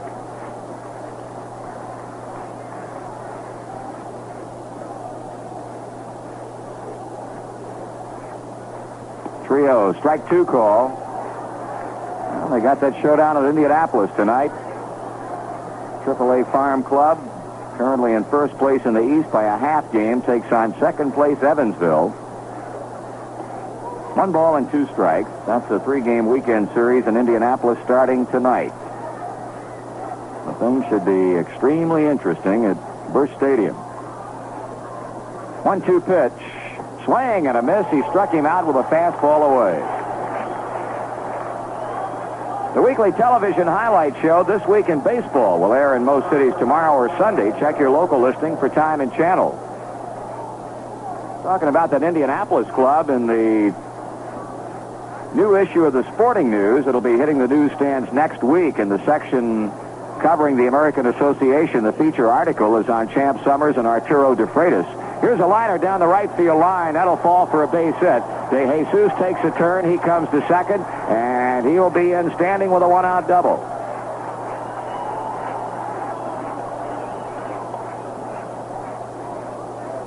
Cubs shortstop's first base hit, and number 10 in the game for the team as a whole. Of course, Champ Summers and Arturo De Freitas comprising the most potent 1-2 punch in, well, professional baseball. Consider that Summers has got 32 home runs, and I think the figure we received last night was De Freitas at 31. Here's Tim Blackwell, the catcher, and the pitch is high for a ball. Of course, Champ is trying to win the Triple Crown in that league, leading in home runs and in runs batted in and battling it out for batting average leadership. Line drive hit to right field. That's going to score De Jesus. Here comes Blackwell. Now he puts on the brakes, and he'll hold at first base with a long run-scoring single.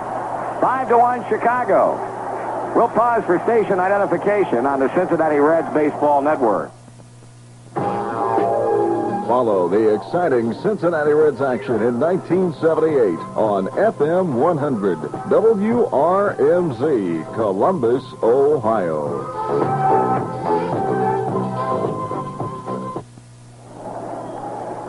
Back-to-back base hits. Got another Chicago run in, so they now lead again by 4 runs. And here's been the big guy at the plate.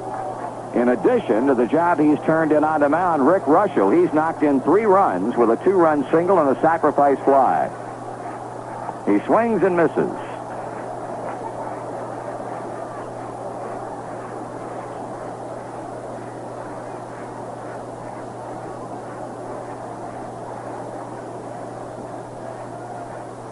Now the bunt that's foul and popped high in the air back of the plate. 0-2 the count.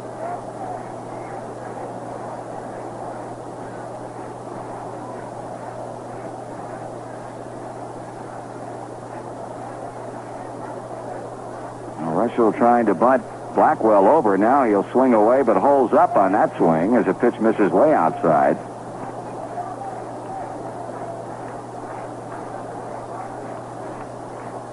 Cubs trying to snap a 3-game losing streak, and they're on top 5-1 in the 6th inning. Swing and a miss. He struck him out.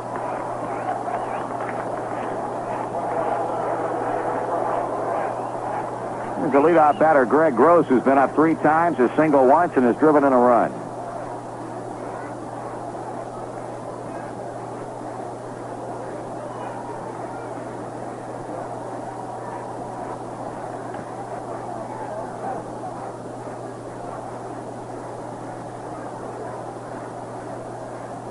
talking about the Cub players and how they've come from all over, with the exception of Rick Russell, those in the starting lineup tonight. Here's a called strike. Blackwell we did not get to. Tim was picked up in a minor trade with the Montreal Expos, so Russell the only homegrown product, so to speak, in the Chicago lineup tonight. Bouncing ball up the middle. Concepcion flags it down and steps on second for the force out. 1 run, 2 hits, no errors, and 1 left. After 5.5, Chicago, for the second time tonight, enjoys a 4-run lead at 5-1.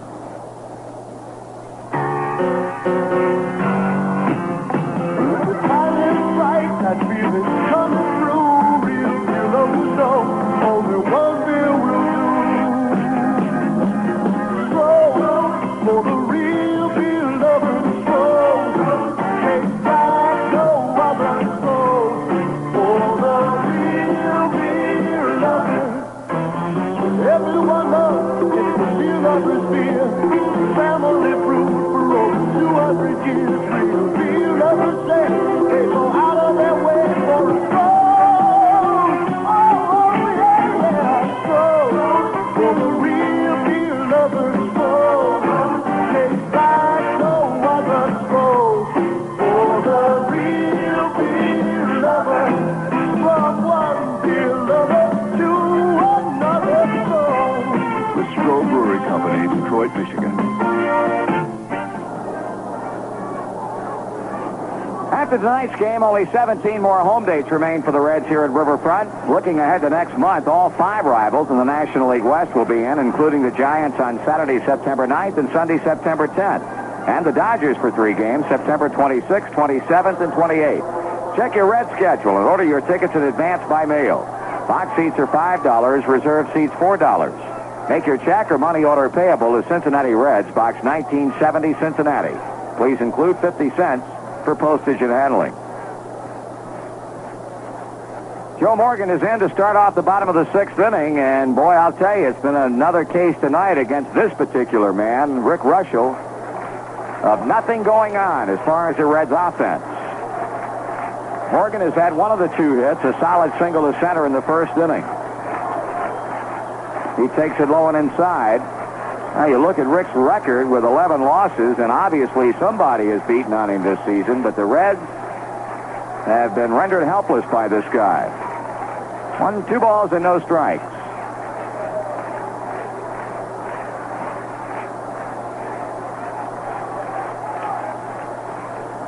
Russell, a quick worker. Morgan swings and fouls away the 2-0 pitch.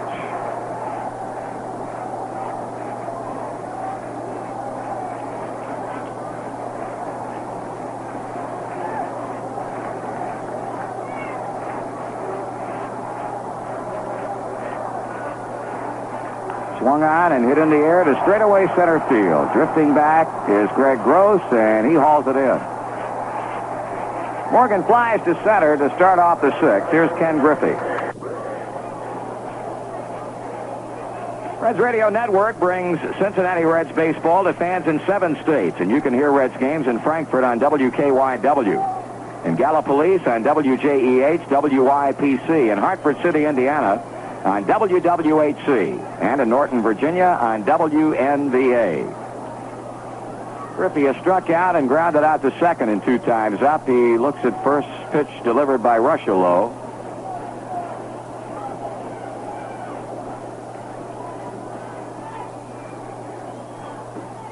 Swung on, and another high fly ball to center field. Rose with his 2nd chance of the inning, and he plays it flawlessly. 2 out. George Foster will be the batter.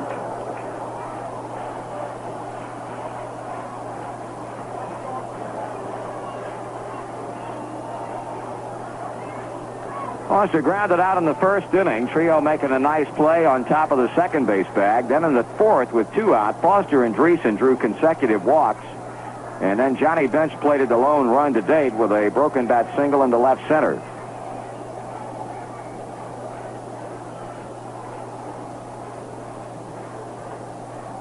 Ball 1.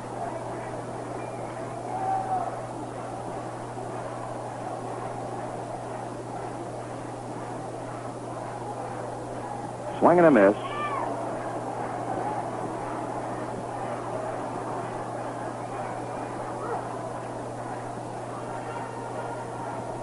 Foster waiting on Russell's 1-1. And takes this one low and inside. 2 balls and a strike. All the Reds' hits have been singles by Morgan in the first inning and Johnny Bench's base hit in the fourth. Curveball is high and inside. 3-1.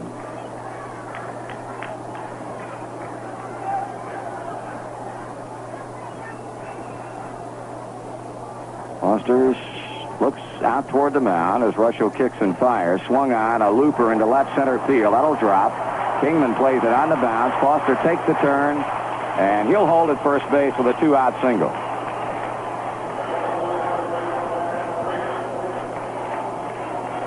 That keeps the inning going for Danny Dreesen. He's 0 for 1 with a walk.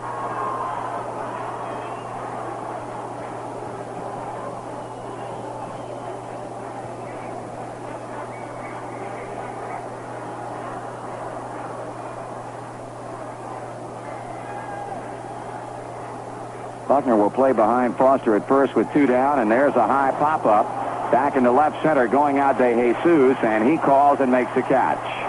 Reds are out in the 6th inning with no runs on a hit and 1 man left on. After 6 complete, Cubs 5, Cincinnati 1. Cubs, and right now Herman Frank's ball club out in front 5-1. They'll be leading things off with third baseman Rodney Scott, and back with a play, here's Joe. All right, Marty, Scott 1 for 3 tonight. He singled his last time up in the 4th inning. In fact, Scott singled to center, Mike Lund charging it, and was able to throw Tim Blackwell out at the plate on a good play by Johnny Bench. Scott has grounded to second, grounded to short, and singled to center, and 3 times to the plate. Pedro Borbon in his 2nd inning of work. He came on in the 6th. Cubs got a couple of hits off of him, scored a run, and Pedro has struck out 2. Borbon winds and delivers, and Scott takes a strike. Cubs scoring 2 in the 2nd, 2 in the 4th, 1 in the 6th. They lead it 5-1. Scott hit the Reds 11-3. Pedro delivers. Scott takes on the outside corner, called strike, and quickly it's 0-2.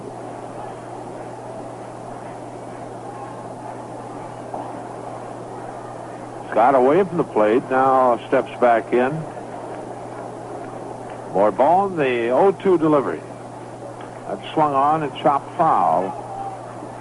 Borbon feeling the ball, but umpire's calling foul. Elsewhere in the National League at Atlanta, after 4.5 innings, the Cardinals leading the Braves 6-4. Here's the 0-2. Scott takes a fastball, called strike 3, and that ball right there. 3rd strikeout for Borbon, and that'll bring Bill Buckner to the plate. Bill 2 for 3 tonight. Doubled in the 1st, singled in the 5th.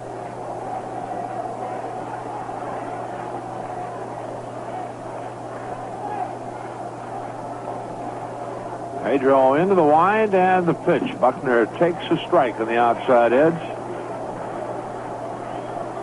Down in Houston, the Astros scored 2 in the 1st, lead the Pirates 2-0 after an inning and a half. The only games underway at this time in the National League.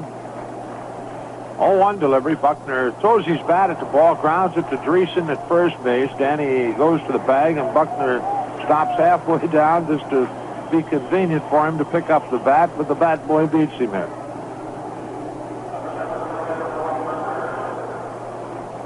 With 2 away, that brings Bobby Mercer to the plate. Bobby 0 for 3 tonight. His last time up, grounded into a double play. In the American League, one final, the Toronto Blue Jays over the Milwaukee Brewers 7-3. Pitch to Mercer on the outside corner, called strike. Seattle at Baltimore after 5 innings. Baltimore leading 2-0. California at Boston after 5.5, 3-0 Boston. 0-1. Mercer takes it low, and it's even at a ball to strike. Oakland at New York. That game tied up 1-1 after 4. Detroit leading. There's a swing and a little pop off to the left of the plate, foul territory. Bench has it, and that's the inning. Oh, the Cubs out in order in the 7th, nothing across. And at the middle of inning number 7, Cubs 5, Reds 1. Electrocom sells Johnson radios because Johnson has a reputation for building tough, reliable equipment. All Johnson two-way land mobile FM radios feature advanced solid-state circuitry, and all meet or exceed the Electronics Industry Association standards for resistance to vibration, shock, humidity, and temperature extremes. Plus, the one-year Johnson guarantee, which states, within 1 year of purchase, the E.F. Johnson Company will provide the parts and labor to repair your Johnson equipment if it is defective in material or workmanship. Just return the unit to any authorized Johnson service center in the United States. Electrocom at 1883 Phoebus Avenue is the Central Ohio distributor of fine E.F. Johnson products. Also, Electrocom has immediate openings for experienced salespeople or individuals with technical background in electronic communications and are willing to learn to sell. You'll be salaried plus many company benefits. If you're interested in being a part of the communication industry, call or visit Electrocom at 1883 Phoebus Avenue.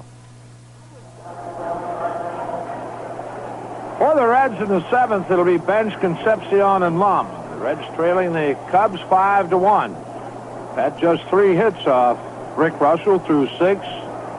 All of them singles. Morgan single in the 1st, a single by Bench in the 4th to drive in a run, and George Foster single in the 6th. Waiting on John to get to the plate.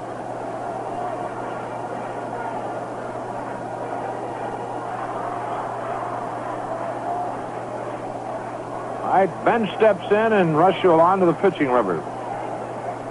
And his first pitch on the way. John swings and chops it foul to the Chicago dugout.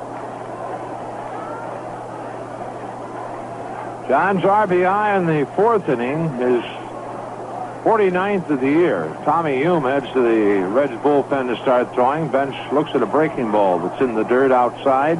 1-1.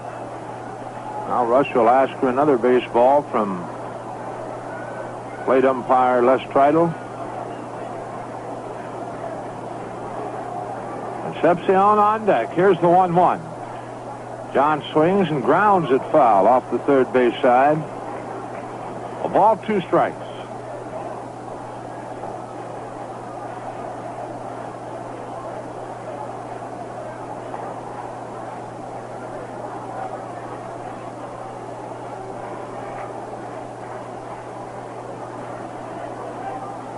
Russell back to the plate. Bench takes a half swing on a breaking ball that's outside and goes too far. 4 strikeout for Rick Russell. 1 away, and Dave Concepcion, the batter. Dave 0 for 2 is grounded to second and bounced into a force out.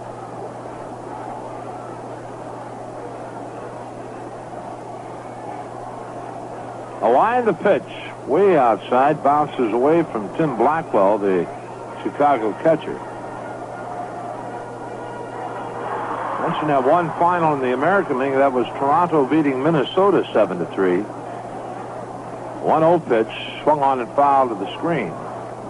And Milwaukee trailing Detroit 4-0 after 4 innings at Detroit. After 3 at Chicago, Cleveland and the White Sox tied 1-1.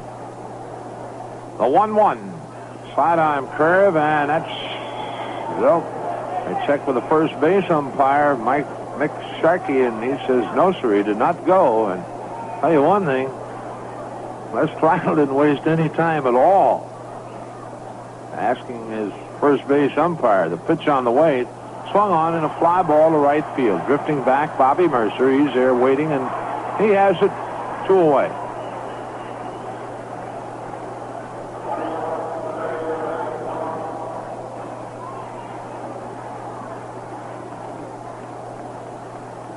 Two out, Mike Lum steps in. Mike 0 for 2 is grounded to second, and a fly ball to Gross in right center field.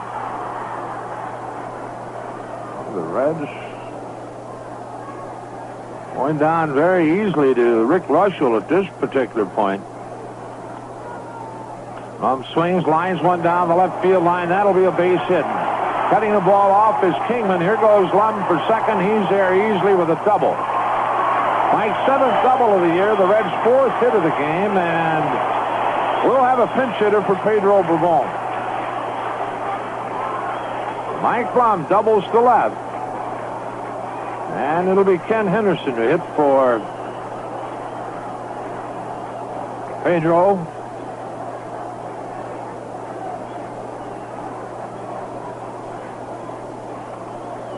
Henderson hitting 197, pinch hitting. Ken has 3 hits and 20 times up. It'll be Lum at second base with 2 out.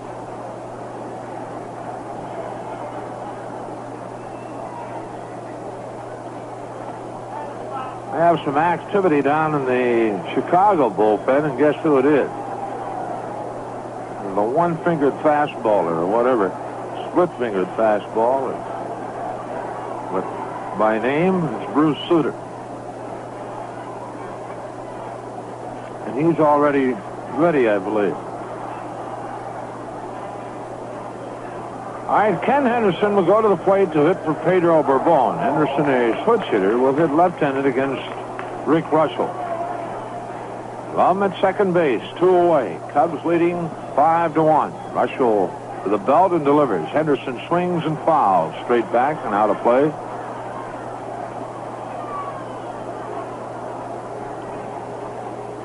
Tommy Hume throwing in the Reds bullpen. He'll be the pitcher in the top of the 8th.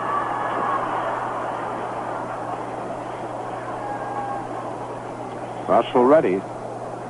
The 0-1. Henderson swings and again fouls out of play to the left. Quickly the count goes 0-2 to Henderson.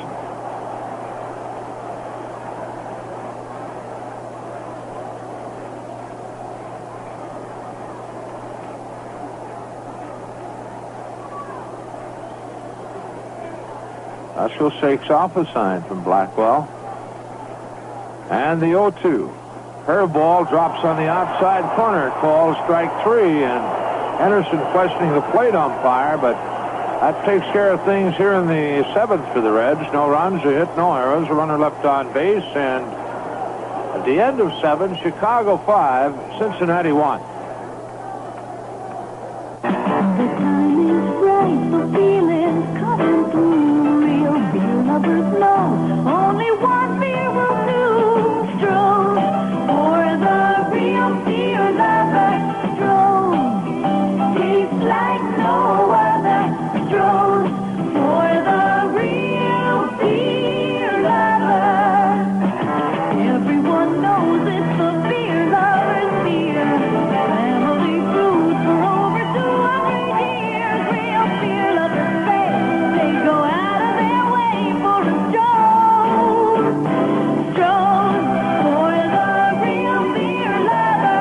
Stroh, tastes like no other. Stroh, for the real beer lover.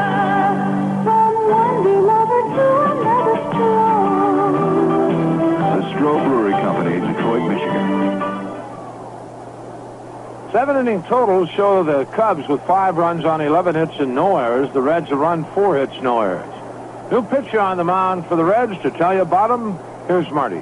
New pitcher, right-hander Tommy Hume. He's with a record of 6 wins and 11 losses and a .483 earned run average. 11th time this season Tom has pitched in relief. He's made 20 starts.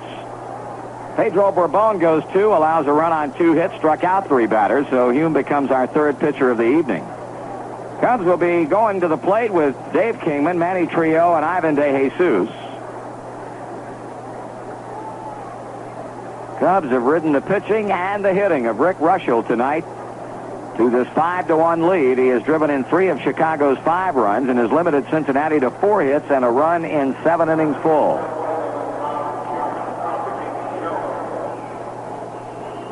Kingman 1 for 2. He's walked, singled, and grounded out to Dave Concepcion in the 5th inning.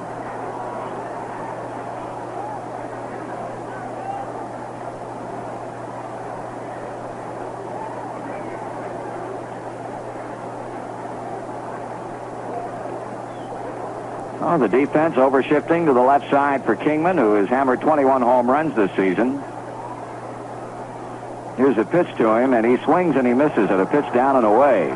21 home runs, despite the fact Dave missed almost a month because of a pulled hamstring muscle.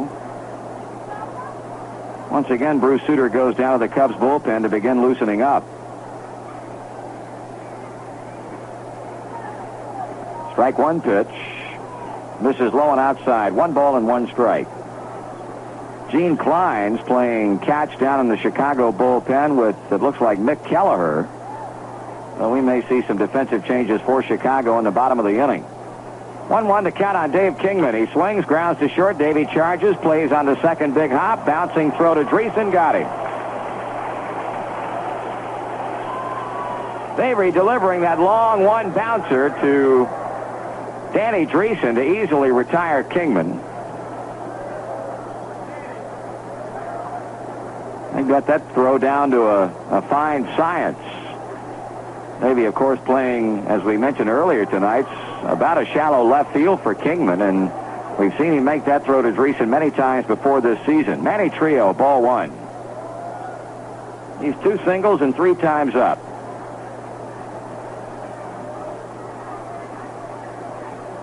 There's a call strike, a fastball, 1-1.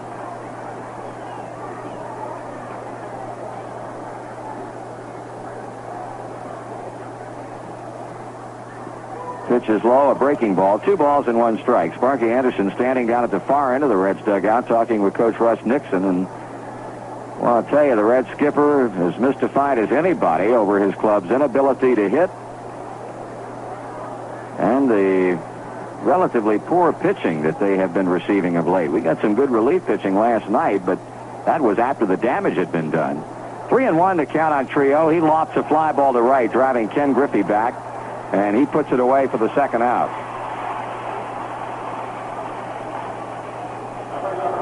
Batter will be Ivan De Jesus. He has struck out, sacrificed, and doubled and scored a run.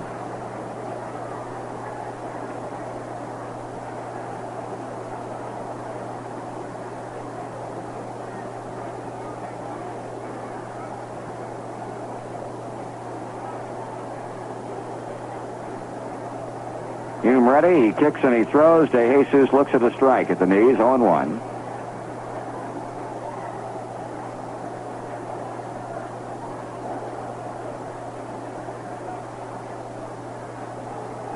That's low for a ball.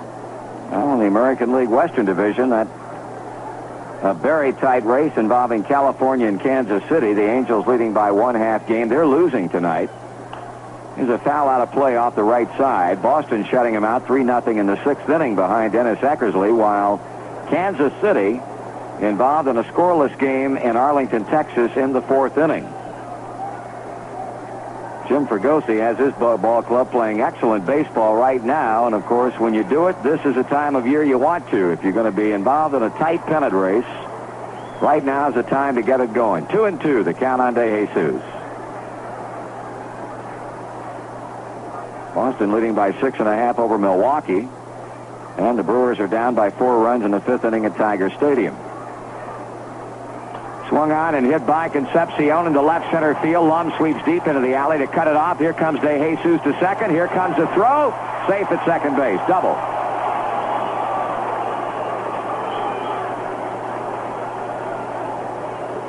Lum was playing De Jesus to hit toward right. He hit that ball into the left center field alley, and Mike did a good job of cutting it off. Otherwise, De Jesus may well have been standing at third base. Hit number 12 for the Cubs, and that'll bring up the catcher Tim Blackwell, who has singled twice and drawn an intentional walk. He's got a run batted in.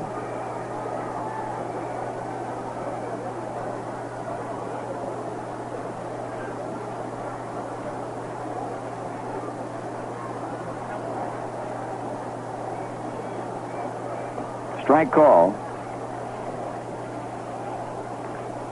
Joe mentioned earlier the Pirates trailing early in Houston 2-0 after an inning and a half. Rooker against Necro.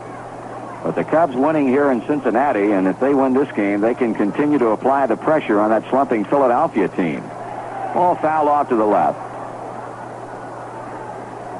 Here's Danny Ozark a little bit mystified right now by what's happening with his team, a team that was the odds-on favorite to win the East, and of course they still have a 3.5 game lead. But boy, when you think about the way the Pirates have been playing of late and Pittsburgh's track record in the past of being a good finishing ball club. Half swing foul into the Cub dugout, and boy, that one almost got manager Herman Franks and Coach Peanuts Lowry and Larry Bittner.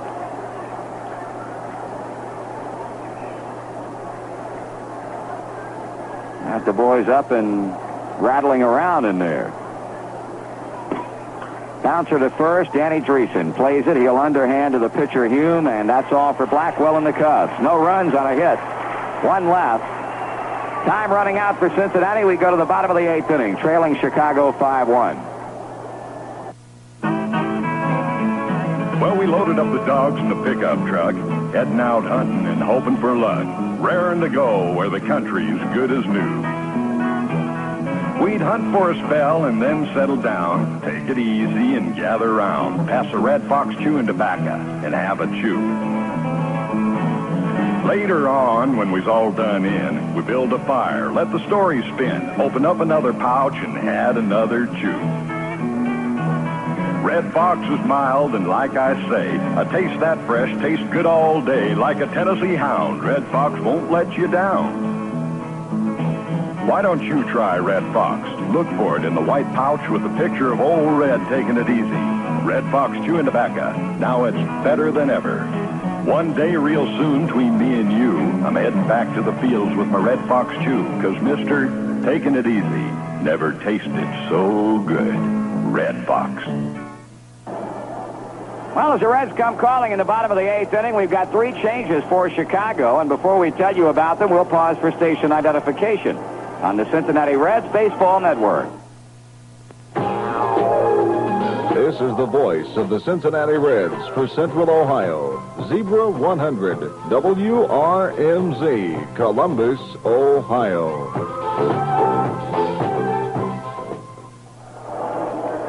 Rick Russell gone after 7 innings, and in his place is right-hander Bruce Sutter.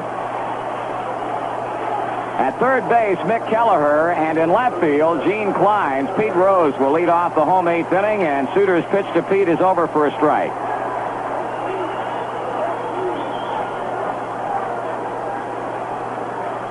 Rose hitless in the game. There's a ball to him. Of course, looking back to last Saturday, the Reds administered the worst whipping to Bruce Sutter that he's ever had put on him in Major League Baseball. 7 hits and 6 runs in 2 2/3 innings. There's a check swing foul by Pete. Of course, being the competitor that Bruce is, he wanted right back in there the next day, but things did not turn out that way. One of the fine relief pitchers in all of Major League Baseball. Sutter is 7-4 this season with a .254 earned run average. He's saved 22 games out of the Cub bullpen. 2 balls and 2 strikes. A count on Pete.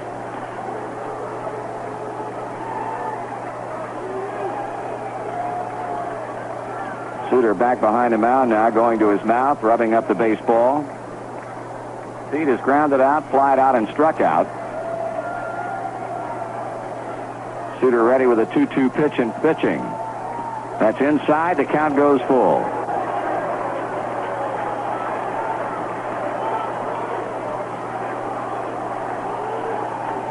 Three balls, 2 strikes. Pete strikes out swinging.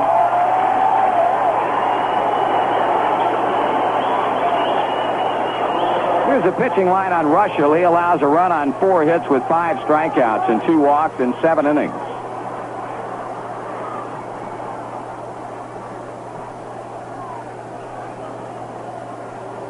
Joe Morgan 1 for 3, a first inning hit to center.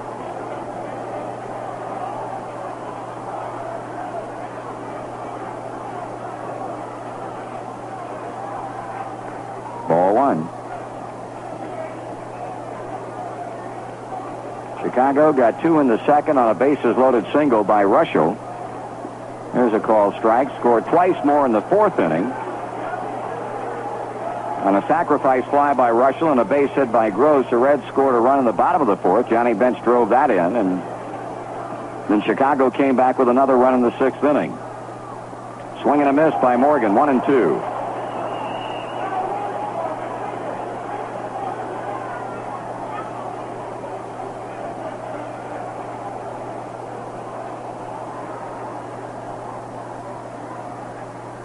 Just low. 2 balls, 2 strikes.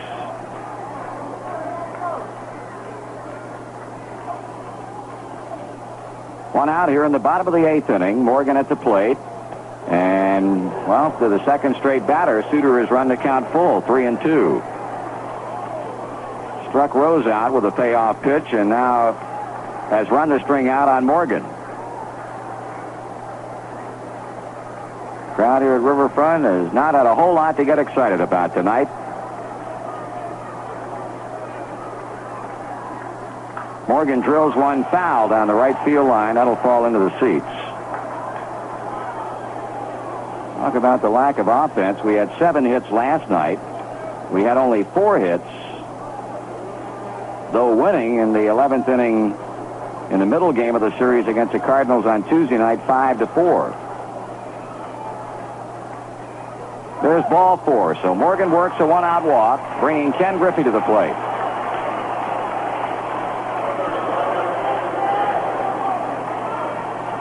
So Bruce Suter has struck out a batter, Rose. He's walked a batter, Morgan. Ken Griffey without a hit in 3 tries with a strikeout, a ground ball to second, a fly ball to center field.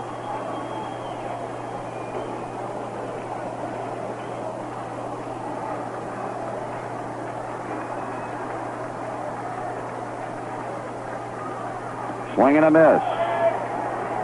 Of course, it was Kenny who hit that 2-out, 2-run home run last Saturday in Chicago that tied things up in the 9th inning at 6-6. The Reds went on to score 3 times in the 10th inning and posted a 9-7 win over Suter.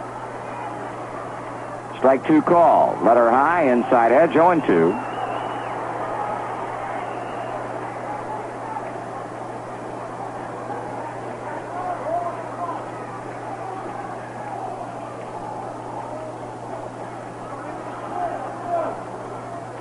Checking Morgan pitch, swung on and foul at the plate. Attendance here at Riverfront tonight, 39,070.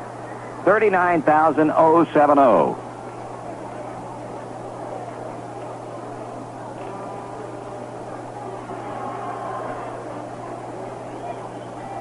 Tell you one thing, this umpiring crew filling in for the striking umpires has done a fine job in this ball game. Of course, the burden of proof on the shoulders of plate umpire Les Tritle, and while there have been brief arguments at the plate about pitches that the hitters thought he might have missed, he's done a good job. Here's a line drive, base hit into right center field. Morgan will move to third. Griffey takes a turn.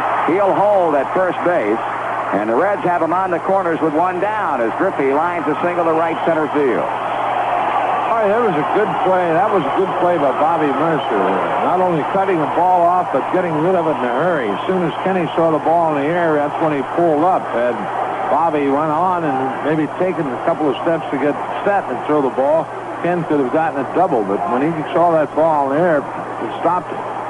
Willie Hernandez is going down to begin throwing now in the Cub bullpen, along with the right-hander Lynn McLaughlin. So following the strikeout of Rose, Morgan draws a walk. Griffey singles Joe to third, and here's Foster. George has bounced to second, walked and scored the lone Cincinnati run, and he's had a single.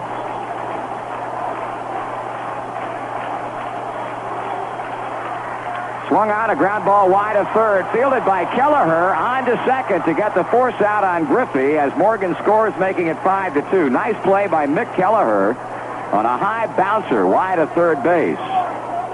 So Foster gets RBI number 95. The Reds now trail by 3 runs, and Danny Dreesen will stand in with 2 down and Foster at first base.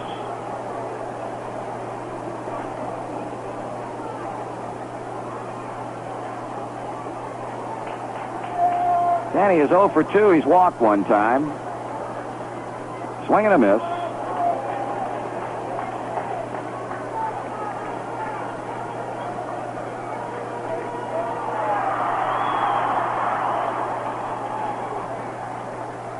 Strike 2 swinging, and Dreesen lost his bat that time. He came all the way through with a swing, and his bat shooting off just to the left of the on-deck circle. And the Reds have plated a run in the 8th inning off Bruce Suter, but still down by 3 runs. With Dreesen behind, 2 strikes, Foster at first base. Stretch in the pitch. Ground ball to first. There's Buckner. He looks to see if he's got the ball and then goes to the bag to get the out. 1 run in the 8th inning for Cincinnati on a base hit with a man left, and after 8 full, Chicago 5 and Cincinnati 2.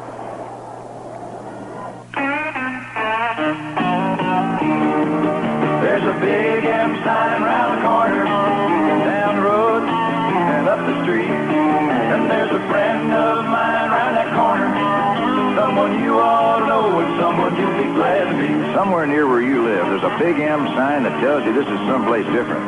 This is the working home of your marathon man. What that means to you is there's somebody there who still thinks wiping your windshield, checking the air in your tires, and the water in your battery are part of what you're supposed to get when you come into his station. That big M sign is a sign there's still a place to take your car and have it taken care of the way it's supposed to be. And that big M sign means there's a man worth knowing working under it. Go get together with a friend who'll do it better. Go see your Marathon man. Marathon Oil Company. We got together to do it better.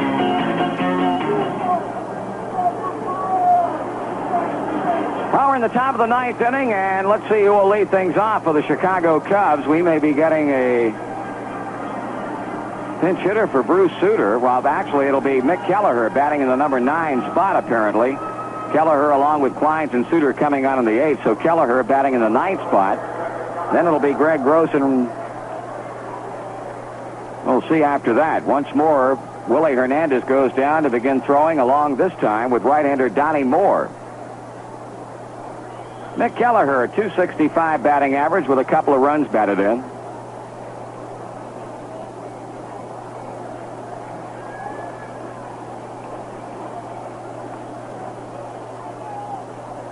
Tommy Hume's first pitch is swung on and fouled out of here. 2:15 our start time tomorrow afternoon as Ray Barris goes against the former Cub Bill Bonham. Plenty of seats available for the middle game of the series as well as a closeout here on Sunday afternoon. Inside and high for a ball, 1-1.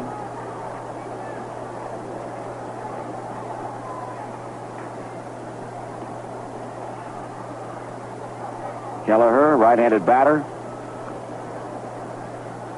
He swings and misses at a pitch away. He can play all over the infield, second, short, third base.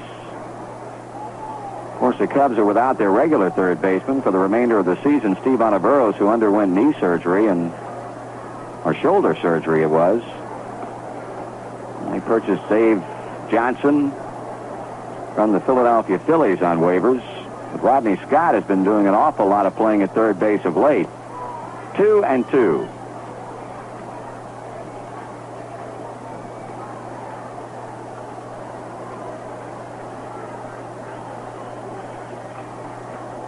Hume delivers, and Kelleher strikes out swinging. Tommy picks up his first strikeout.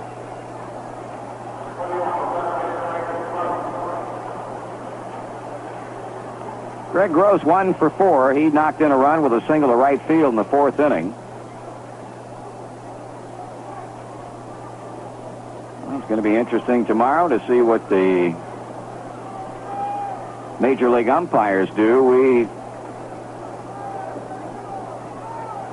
Gross grounds one by Rose. Here's Concepcion sweeping in behind. Pete, long throw to first, not in time. He bounced one to Danny as he did earlier, but had his momentum carrying him toward third base. Didn't have a whole lot on it, and Gross beats it out for an infield single. As best we could determine earlier tonight, the crew of umpires who were to have worked this series, led by Bob Engel, who's the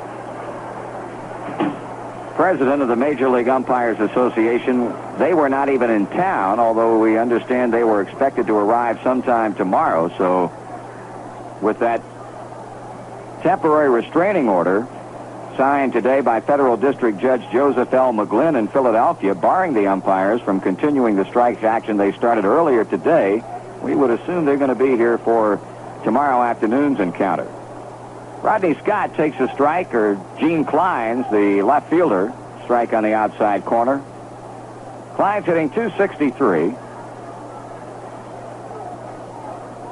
Gross at first, one out. A high chop to short. Concepcion charges, goes to Morgan.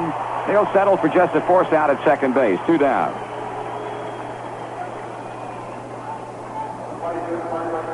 Oh, Bill Buckner will be looking for his 3rd hit tonight. He doubled in the 1st and singled in the 5th.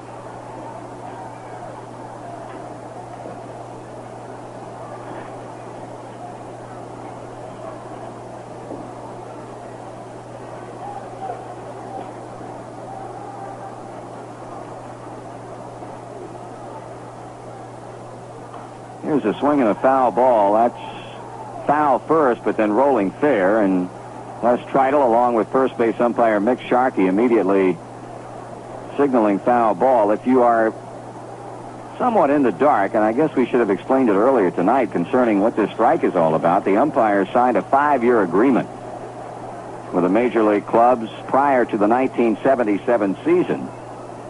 Now they want to renegotiate that contract into the 2nd year with 3 more years after this one. And there was a no-strike clause in the original contract, which they went against by striking today. Here's a fly ball hit back into left center field. Foster Camping makes the catch, and that's the inning. In the 9th for the Cubs, no runs on a hit with a man left. The Reds need 3 to get even. At the end of 8 1/2, Chicago 5, Cincinnati 2. The time is right. That feeling's coming through. Real beer lovers know only one beer will do. Stroll for the real beer lover. Stroll, tastes like no other. Stroll for the real beer lover. Everyone knows it's the beer lover's beer. Family brew over 200 years. Real beer lovers, baby, go out of their way for a stroll. Hey, hey, hey, stroll. For the real beer lovers, stroll. Tastes like no other. Stroll for the real beer lover. From one beer lover to another, stroll. The Stroll Brewery Company, Detroit, Michigan.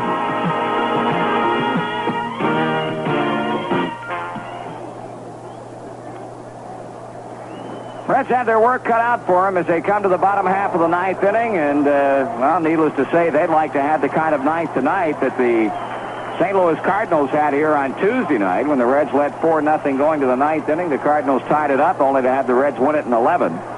Johnny Bench, who has driven in a run, his 49th RBI with a single in the 4th inning to lead it off against Bruce Sutter. Bench swings and hits a high fly ball into shallow left. Quickly in, Gene Kleins. De Jesus out, but Kleins calls and makes the catch.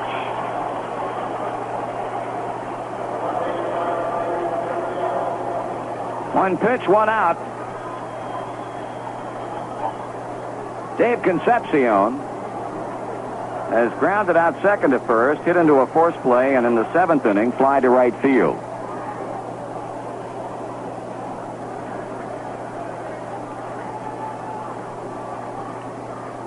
That one gets away from Sutter as it bounces and kicks by Tim Blackwell.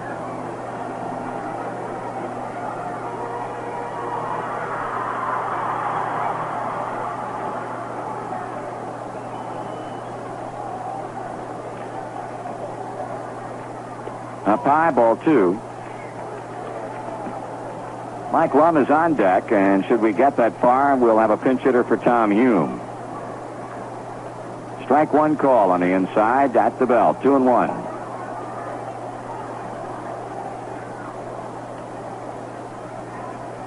Swung on, grounded to third, played on the short bounce by Kelleher. Zeroes in on Buckner for the 2nd out. Mike Lum 1 for 3. He doubled to left field in the 7th. And Cesar Geronimo is out of the dugout and in the on-deck circle.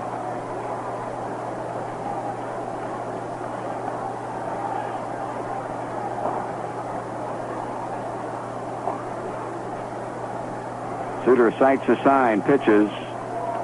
Lum takes the ball.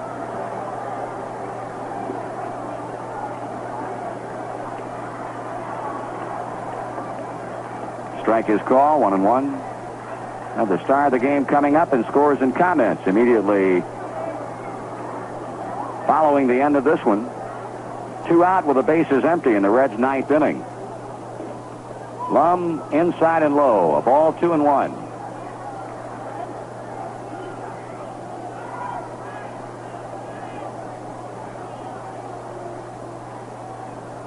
Suter with a pitch, and Lum takes. That's high. Ball 3. 3 balls and 1 strike.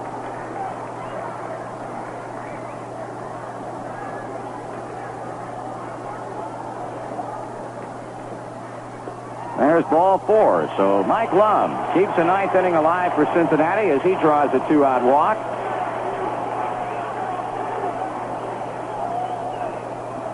That's the second base on balls allowed by Suter and will allow Geronimo to swing to bat. Cesar has done an excellent job.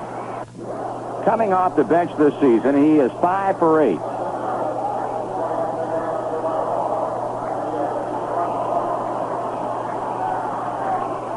Well, if the Reds can get Geronimo on, Rose would then represent the tie and run here.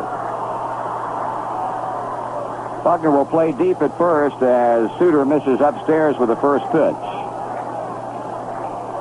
Mike Rourke, the Chicago pitching coach, makes his second trip to the mound tonight. He was out there in the 4th inning when Rick Rushell issued walks with 2 down to Foster and Dreesen. Now out there talking with Bruce Suter. Both Suter and Rick Rushell are in the process of growing beards, we understand, to try and bring some recognition to a Chicago pitching staff that, in their opinion, has received very little outside of Chicago this season. I don't know how that would bring recognition to an individual other than the fact that I just talked about it, and I guess that is what they're looking for. So I guess they've achieved their goal. 1-0 pitch. Strike on the inside, a fastball.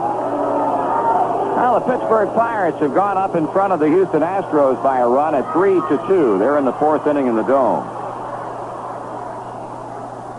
Geronimo tries to bunt, fouls it off.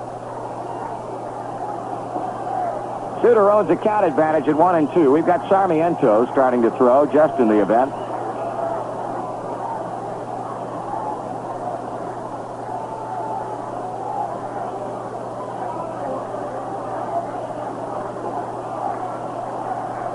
Mike Lum at first, 2 away.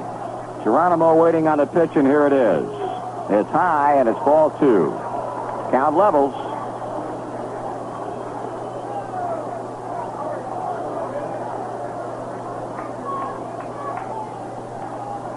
Two and 2 the count.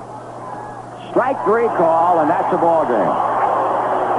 In the 9th for the Reds, no runs on no hits with 1 man left on. Cincinnati goes down to its 14th loss in 23 games here in the month of August as the Cubs win this series opener 5-2. We'll be back in just a moment.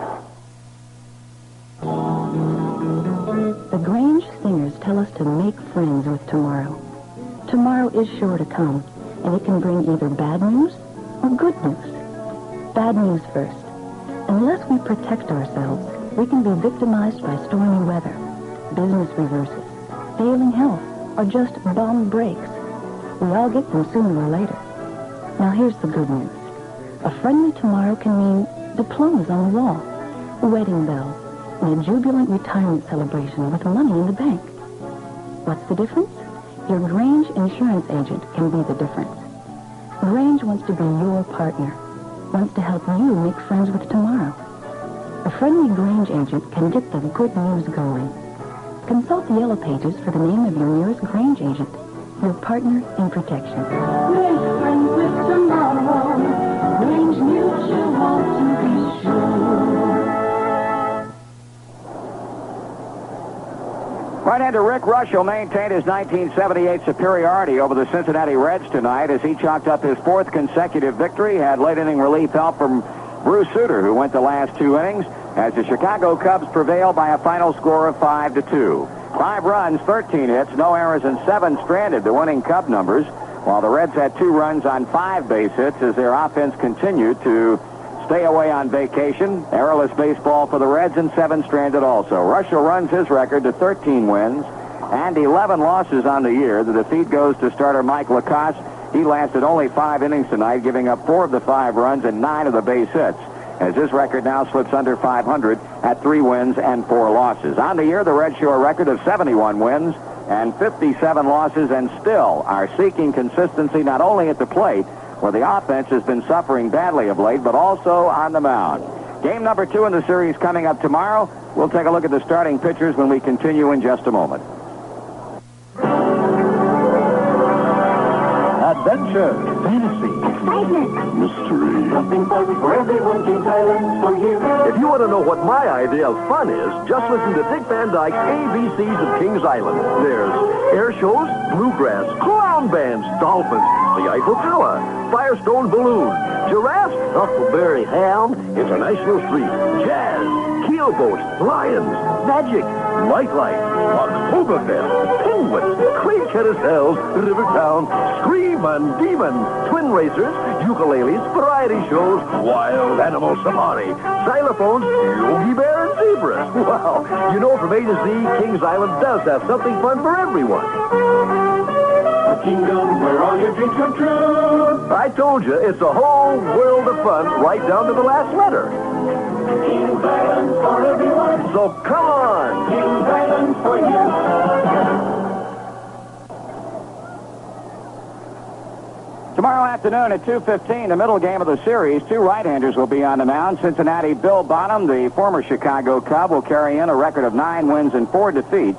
And for the Cubs, it'll be Ray Barris, who pitched surprisingly good baseball last Sunday afternoon against the Reds in a surprise start at Crozet Wrigley Field. And Barris has a record on the year of 5 wins and 9 losses. Plenty of seats available for the final 2 games of the series. Reds Radio will get underway tomorrow afternoon, beginning at 1:45 Cincinnati time, with the pregame shows on most of these same stations. This copyrighted broadcast is presented by authority of Cincinnati Reds Incorporated and is intended solely for the private non-commercial use of our audience. Any publication, reproduction, retransmission, or other use of the descriptions and accounts of this game without the express written consent of Cincinnati Reds Incorporated is prohibited. Now on most of these same stations, stay tuned for Joe Nuxall with the Star of the Game show. And again, the final score tonight, the Cubs 5 and the Reds 2. The Reds on Radio with Marty Brenneman and Joe Nuxall.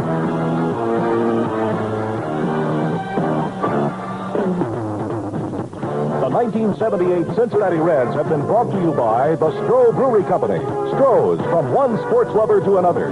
And by your local Marathon full-service dealers and distributors. By the makers of Red Fox Chewing Tobacco. With Red Fox, taking it easy never tasted so good.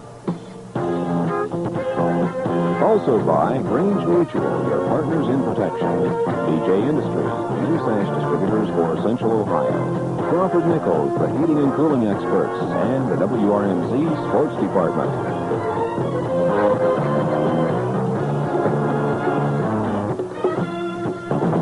Follow the Cincinnati Reds and tune in next time for the Reds on Radio on this, the Cincinnati Reds Baseball Network. Central Ohio. For complete Cincinnati Reds baseball action, keep your dial on FM 100, WRMZ, Columbus, Ohio. Attention back-to-school shoppers. Shop Sears for outstanding values throughout the stores. Sears Roughhouser jeans, casual and western, now 20% off on girls and boys sizes. Save 20% on Sears Winter No. 2 sports shoe in men's and big boy sizes, available in scarlet and gray. Save 20% on casual hosiery with a fancy outlook, great fitting, cable stitch, flat knits, and argyles. Save $2 to $3 on men's thumbs-up jeans, trim, unwashed, regular $10, now $7.99. Shop Sears Columbus stores for all your back-to-school needs. Keeps on working, even after the change is gone. Yes, it keeps on working, 30 minutes long. Needing someone in 30 minutes? Take a Certs. Even after the candy's gone, Certs with Rexin is still freshening your breath. 10, 20, even after 30 minutes. Yes, it keeps on working, 30 minutes long. Time now for Star of the Game with Joe Nuxall on FM 100, WRMZ. We're back in the dugout here at Riverfront, where the Cubs have beaten the Reds tonight by a score of 5-2 behind Rick Russell and Bruce Sutter. Russell getting his 13th win of the year and his 4th straight over the Reds here in the 78 season. The star of the game tonight had a couple of the 13 Chicago hits, drove in one of the 5 runs, and caught a fine baseball game this evening. We're talking about Tim Blackwell, and hopefully we'll be back with Tim Blackwell after this word. More and more contractors are coming to Bobcat of Columbus to see the new breed Bobcat loader.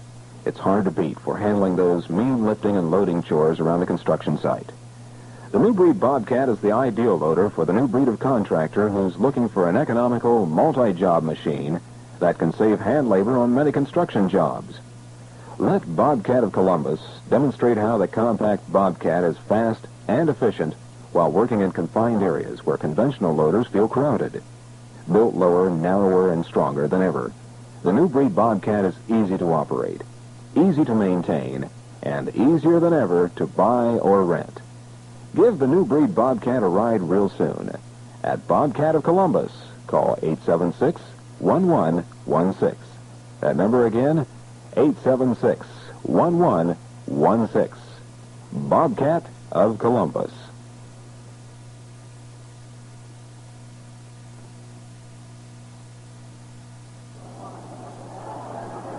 We're waiting on Tim Blackwell to arrive from the Cubs clubhouse, and of course tonight a strange situation here at Riverfront, as it was all over baseball. The Major League umpires going on strike, and of course each ball club had to find umpires. And tonight the Reds picked 4 good ones. They did a heck of a job. Les Stridle behind the plate, Mike Sharkey at first base, Cliff Schaller at second base, and Jerry Fick down at third base. And certainly you have to wonder about the feelings of both ball clubs, knowing that there would not be Major League umpires on the field, and particularly the Cubs with Rick Russell, who has excellent control, and he's always down low, and I think that the 4 umpires did an excellent job. They had a couple of close calls and made good calls. So Tim Blackwell has arrived now, and of course we're going to talk to Tim about that, because when you think about it, it could have been a big problem. And Tim, first of all, congratulations on a couple of big hits tonight and catching a fine ball game. Thank you very much. It felt good to be able to contribute, and maybe we'll get back on the winning streak. Tim, you look at a ball game like tonight. We're just talking about the circumstances in tonight's ball game. The Major League umpires going on strike, and the 4, somewhat amateur umpires. I think 3 of them have had experience in the minor leagues. And for Rick Russell to be pitching tonight, and knowing the kind of a pitcher he is, he's always on the corners and down around the knees. Apparently this gentleman behind the plate, Les Stridle, did a good job. Well, I think he did a great job. He was really out there working hard, and I know he was tickled to death just to be here and be part of the big league crowd and everything. And I thought all of them were really doing a fine job. They're really out there working real hard. And he missed a few pitches. I mean, all umpires do, but I thought he did a terrific job. He's really out there working hard. Well, if he's a good umpire, he'd never admit to missing one. That's right. You'll never hear them admit. Tim, for yourself, as we say, a couple of base hits, driving in a run, and Rick Russell tonight, not as sharp as he was in Chicago, but I'll tell you, it was a very uncomfortable evening here in Riverfront Stadium. Oh, there's no doubt about it. I think the humidity got to him. This hot spell here, it's not like that California weather that I like to say I'm from there, so I think it got to him, and like you said, he wasn't as sharp, but I think he had a real good fastball today, and he was just challenging the Reds hitters to, here it is, it's coming. Go at it. Tim, for yourself, you've been catching a lot since joining the Cubs, and needless to say, I can tell you're very happy. Oh, there's no doubt about it. I was surprised to be catching every day, but there again, I believe they've got the confidence in my catching and believe that I'm going to contribute some with my hitting. And my hitting's picking up a little bit. I feel a little more relaxed now, and so I can be aggressive at the plate, where before I was more or less on the defense. Tim, you look at something like that, and I'm sure you say, well, here's your shot for me. Boy, you really get the bases, got to bear down, and all of a sudden here you are doing things that just weren't natural. Well, that's true. If you find yourself not playing your kind of game, I think I did that when I first came up. I was trying to show everybody that, naturally I wanted to do well, and I think I was trying to show everybody that maybe I could be a long ball hitter, I could drive in a lot of runs, but my kind of game is move the ball around, do my job behind the plate, and what happens extra, with the bat, that's going to be a plus. But I'm the kind of guy that tries to hit the line drives, hit it to where it's pitched. Tim Blackwell, our star of the game. We'll be back with more after this word. This is Jim Lowry with a note of interest for all farmers. Looking for a way to combine more acres of grain per day and do a better job? See the new International Axial Flow combines at Smart's Farm Equipment in Plain City. The International Axial Flow is the world's most advanced combine. A lengthwise single rotor whirls a crop several times along its length for complete threshing and separating. You put more grain in the tank, have fewer damaged kernels. There are 3 new Axial Flow models, powered by IH diesel engines from 135 to 190 horsepower, all with hydrostatic drive, plus hydraulic on-the-go reel and platform control for the fastest, smoothest grain harvest you've ever had. See them at Smart's Farm Equipment in Plain City, the International Harvester XL dealership that offers the best in service, parts inventory, and a wide selection of good used equipment. So give us a call at 224-5876 or stop in. That's Smart's Farm Equipment in Plain City, a dealership you can trust. Tim Blackwell, our star of the game tonight. And Tim, I guess you could say you've traveled a few miles until arriving here in Chicago, and to feel as though you have a home now, I'm sure that's another feeling of great importance to you. Well, I'm not sure how long this might last. I just got to take it from day to day. Like, I've been traveling an awful lot the last few years, and I'd like to see one place for a while. Tim, you look at the travels and from different ball clubs. I think you told us you started with Boston to Philadelphia to Montreal, now to Chicago, and it's kind of ironic. You look at people that do this a lot, and all of a sudden they seem to find a place where they're comfortable and just turn into fine baseball players. Well, that's baseball. You never know what's going to happen. A lot of people do a lot of traveling, and then all of a sudden you find the one ball club, and everything kind of clicks. The pieces fall together, and I hope this is one place where everything falls together. How you like that daytime baseball in Wrigley Field? Well, it's something to get used to. At least I get to spend my evenings with my wife and my new baby. New baby? Boy or girl? It's a girl, and let's see, it'll be 3 months this weekend. Said eat quite well, I assume. Oh, yeah. Tim, your ball club had a rough time here after the Reds left. As you say, winning here in Riverfront's a big lift to them. Oh, it's real big, and especially to have Bruce come in and be able to do the job tonight. And Astros are tough in the Dome, and I don't know. We just played a real poor baseball. We gave them 3 ball games there, and this isn't the time of the year where you can go around giving anybody 3 ball games. So we know we've got our work cut out for us, but we just got to take them one at a time and go from there. Bruce, I was going to ask you about Bruce Sutter, and that, of course, Sunday was it Sunday or Friday? Saturday. When was it? It was a rough time for him, and can you recall what the problem was? Well, it was just, they weren't hitting them at him, but he was doing fine until that 2 outs in Saturday's ball game, the 2 outs in the 9th inning, and Morgan hit one on the end of the bat that just got over Buckner's head, and then I believe it was Griffey that he just got a hanger. There's no 2 ways about it. He got a hanger, and he hit it like he's supposed to. But, that's going to happen to any pitcher, and, we hope it's out of Bruce Sutter's system. He's an amazing man, Tim, isn't he? Since you've been catching him, what has been the most impressive things about Bruce Sutter? Well, that split finger fastball or forkball, whatever you want to call it, when he's on and he's just throwing that thing, it just doesn't quit. It just keeps biting right in there. And the hitters, myself, sometimes I'm stabbing at it trying to get it. It's like a knuckleball, but it's a little more predictable than a knuckleball. But it's amazing what hitters will do just whacking away at it. In other words, you're happy you're catching it and not swinging it. That's right. You better believe it. Tim, we'll let you go. Congratulations on a couple of big hits for your ball club, and, well, we'll see you tomorrow afternoon. Thank you very much. All right.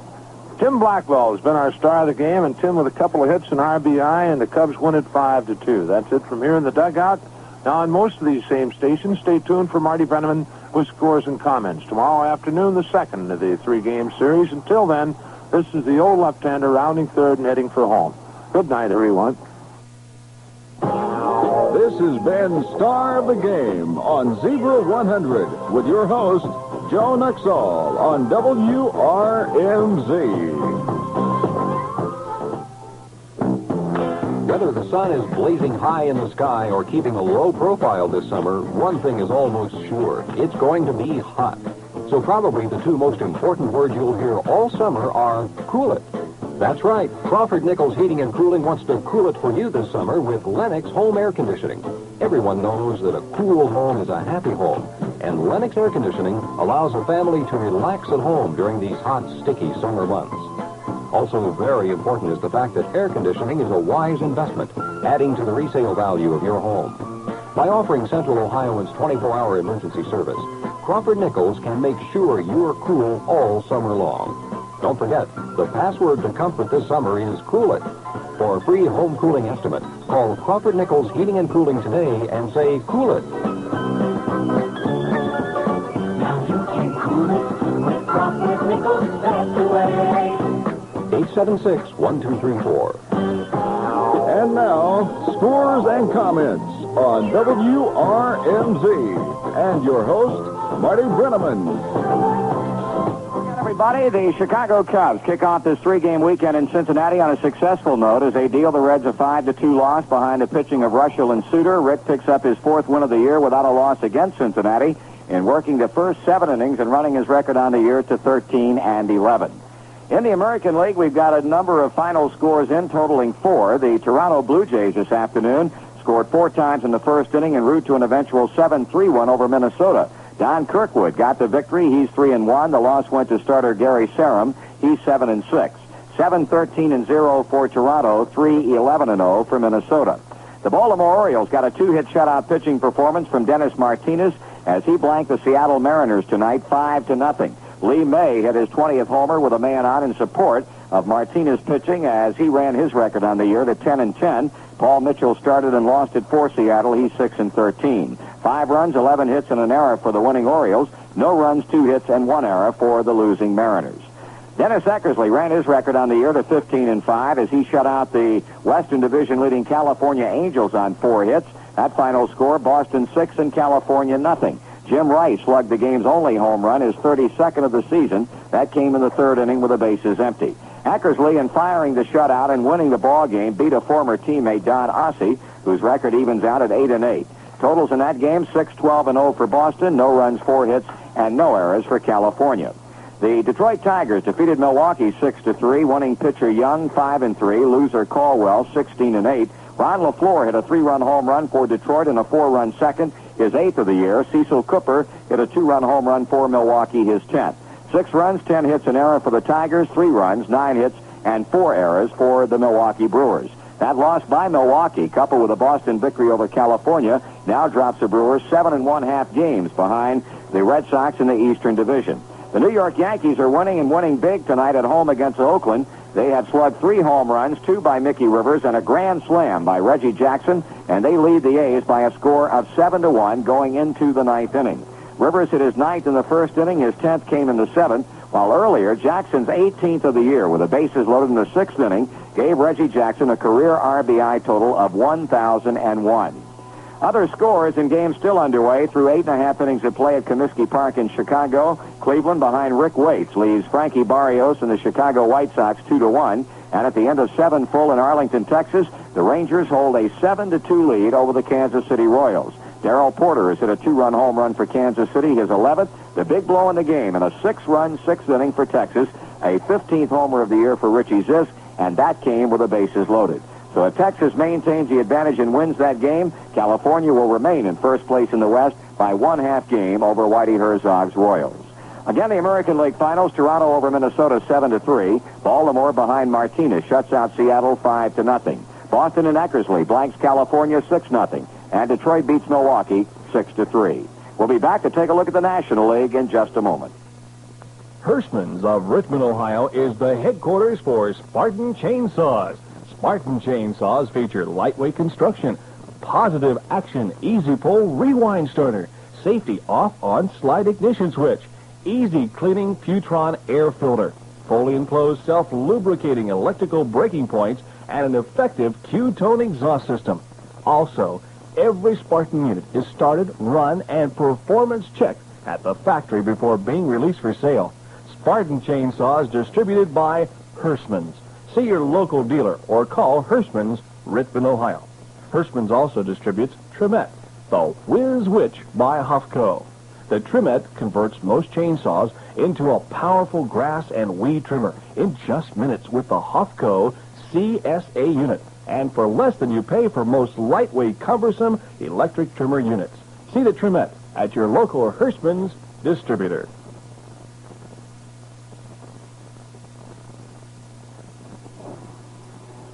In the National League now, we've got no finals to report on. In the St. Louis-Atlanta game, they have completed 7.5 innings of play, and that one is a wild one indeed. The Cardinals lead it by a score of 10-8, and the big gun in that ball game for St. Louis has been George Hendrick. He hit his 16th homer in the third with the bases loaded. He hit his 17th homer in the 8th inning with 2 men on base to give the Cardinals their current 2-run lead. Kenny Reach has also homered, his 9th for St. Louis, and Bob Horner, the fine Atlanta rookie third baseman, at a 3-run home run, his 16th of the season. Again, at the end of 7.5 innings of play, the Cardinals 10 and the Atlanta Braves 8. Through 5.5 down in Houston, the Astros enjoy a 6-4 lead over the Pittsburgh Pirates. 1 home run has been struck so far in that one. Jimmy Sexton hit his second with the bases empty in the 4th inning. The Pirates trying to extend their winning streak to 11 straight, and they need a win tonight to keep abreast of the Chicago Cubs, who won here in Cincinnati. Otherwise, Pittsburgh will drop out of a second-place tie in the Eastern Division. The other 3 games are being played on the West Coast. New York and San Diego already underway with the Mets scoreless in the top of the first. It is Craig Swan, 6-5 for New York, and 15-game winner Gaylord Perry on the mound for San Diego. Philadelphia, losers of 8 of the last 11 games, takes on a Dodger club that has won 7 of 9. Dick Ruffin, 11-9, against Don Sutton, 12-10. And Montreal opens up a 4-game series at Candlestick, and it'll be Dan Schatzeder, a left-hander, 5-4 for the Expos, and for the Giants, John Montefusco. He has won 9 and lost 5. So that's the way the National League looks, and we'll be back to recap the Cub win over Cincinnati in just a moment. The diploma. Respect must be earned. That's why every Marine has got to work, sweat, and use his head so he learns to stand on his own 2 feet. If you need to train your mind as well as your body, if you want the respect that comes with the deal, maybe you can be one of us. The few, the proud, the Marines. Talk to your local Marine Corps recruiter or call 800-423-2600, toll free. Paid for by U.S. Marine Corps. If you shampoo and shampoo, but still can't keep ahead of the greases, the problem could be your shampoo. New Agree shampoo helps stop the greases between shampoos. New Agree shampoo helps stop the greases between shampoos, cleans your hair, then gently cleans your scalp where the greases can start. New Agree shampoo helps stop the greases between shampoos. Chicago Cubs broke a 3-game losing streak tonight, and the big story here at Riverfront was the pitching and the hitting of Rick Rushell. The Cubs have beaten the Reds 5 times now this season in 10 games. Rushell has been responsible for 4 of those victories without a defeat. And not only did he work 7 innings, allowing 4 hits and a run to win his 13th of the year, but he also knocked in 3 of Chicago's 5 runs. 2 came in the second inning on a bases-loaded single off Mike Lacasse, a soft line drive down the right field line that scored Dave Kingman and Manny Trio. And then when the Cubs scored twice more in the 4th inning to open up a 4-0 lead, the first of those 2 runs came on Rushell's sacrifice fly with the bases loaded, and the other was driven home on a base hit to right field by Greg Gross. Cincinnati scored in the 4th inning with 2 out when Foster and Dreesen worked back-to-back walks, and Johnny Bench's base hit to left center got Foster home to make it a 4-1 game. Chicago scored its final run in the 6th inning on a one-out double by DeJesus to right and a base hit by our star of the game, Tim Blackwell. At that time, it was a 5-1 count. The Reds got what proved to be their final run in the 8th inning on a one-out walk to Joe Morgan, a base hit by Ken Griffey, and Foster's grounding into a force play of Griffey at second base with Morgan scoring to make it 5-2, and that's the way it finished up. For the Cubs, they had 5 runs on 13 hits with no errors and 7 left. The Reds had 2 runs on 5 base hits and no errors and 7 stranded. Russell, 13 and 11, the winning pitcher. Mike Lacoste, 3 wins and 4 losses. He suffered the Cincinnati defeat. In the last 3 games, the Reds have had a grand total of 15 base hits, make it 16 hits, with 4 3 nights ago, 7 hits last night in the loss to the Cardinals, and relegated to only a 5-hit roll against the Chicago Cubs tonight. So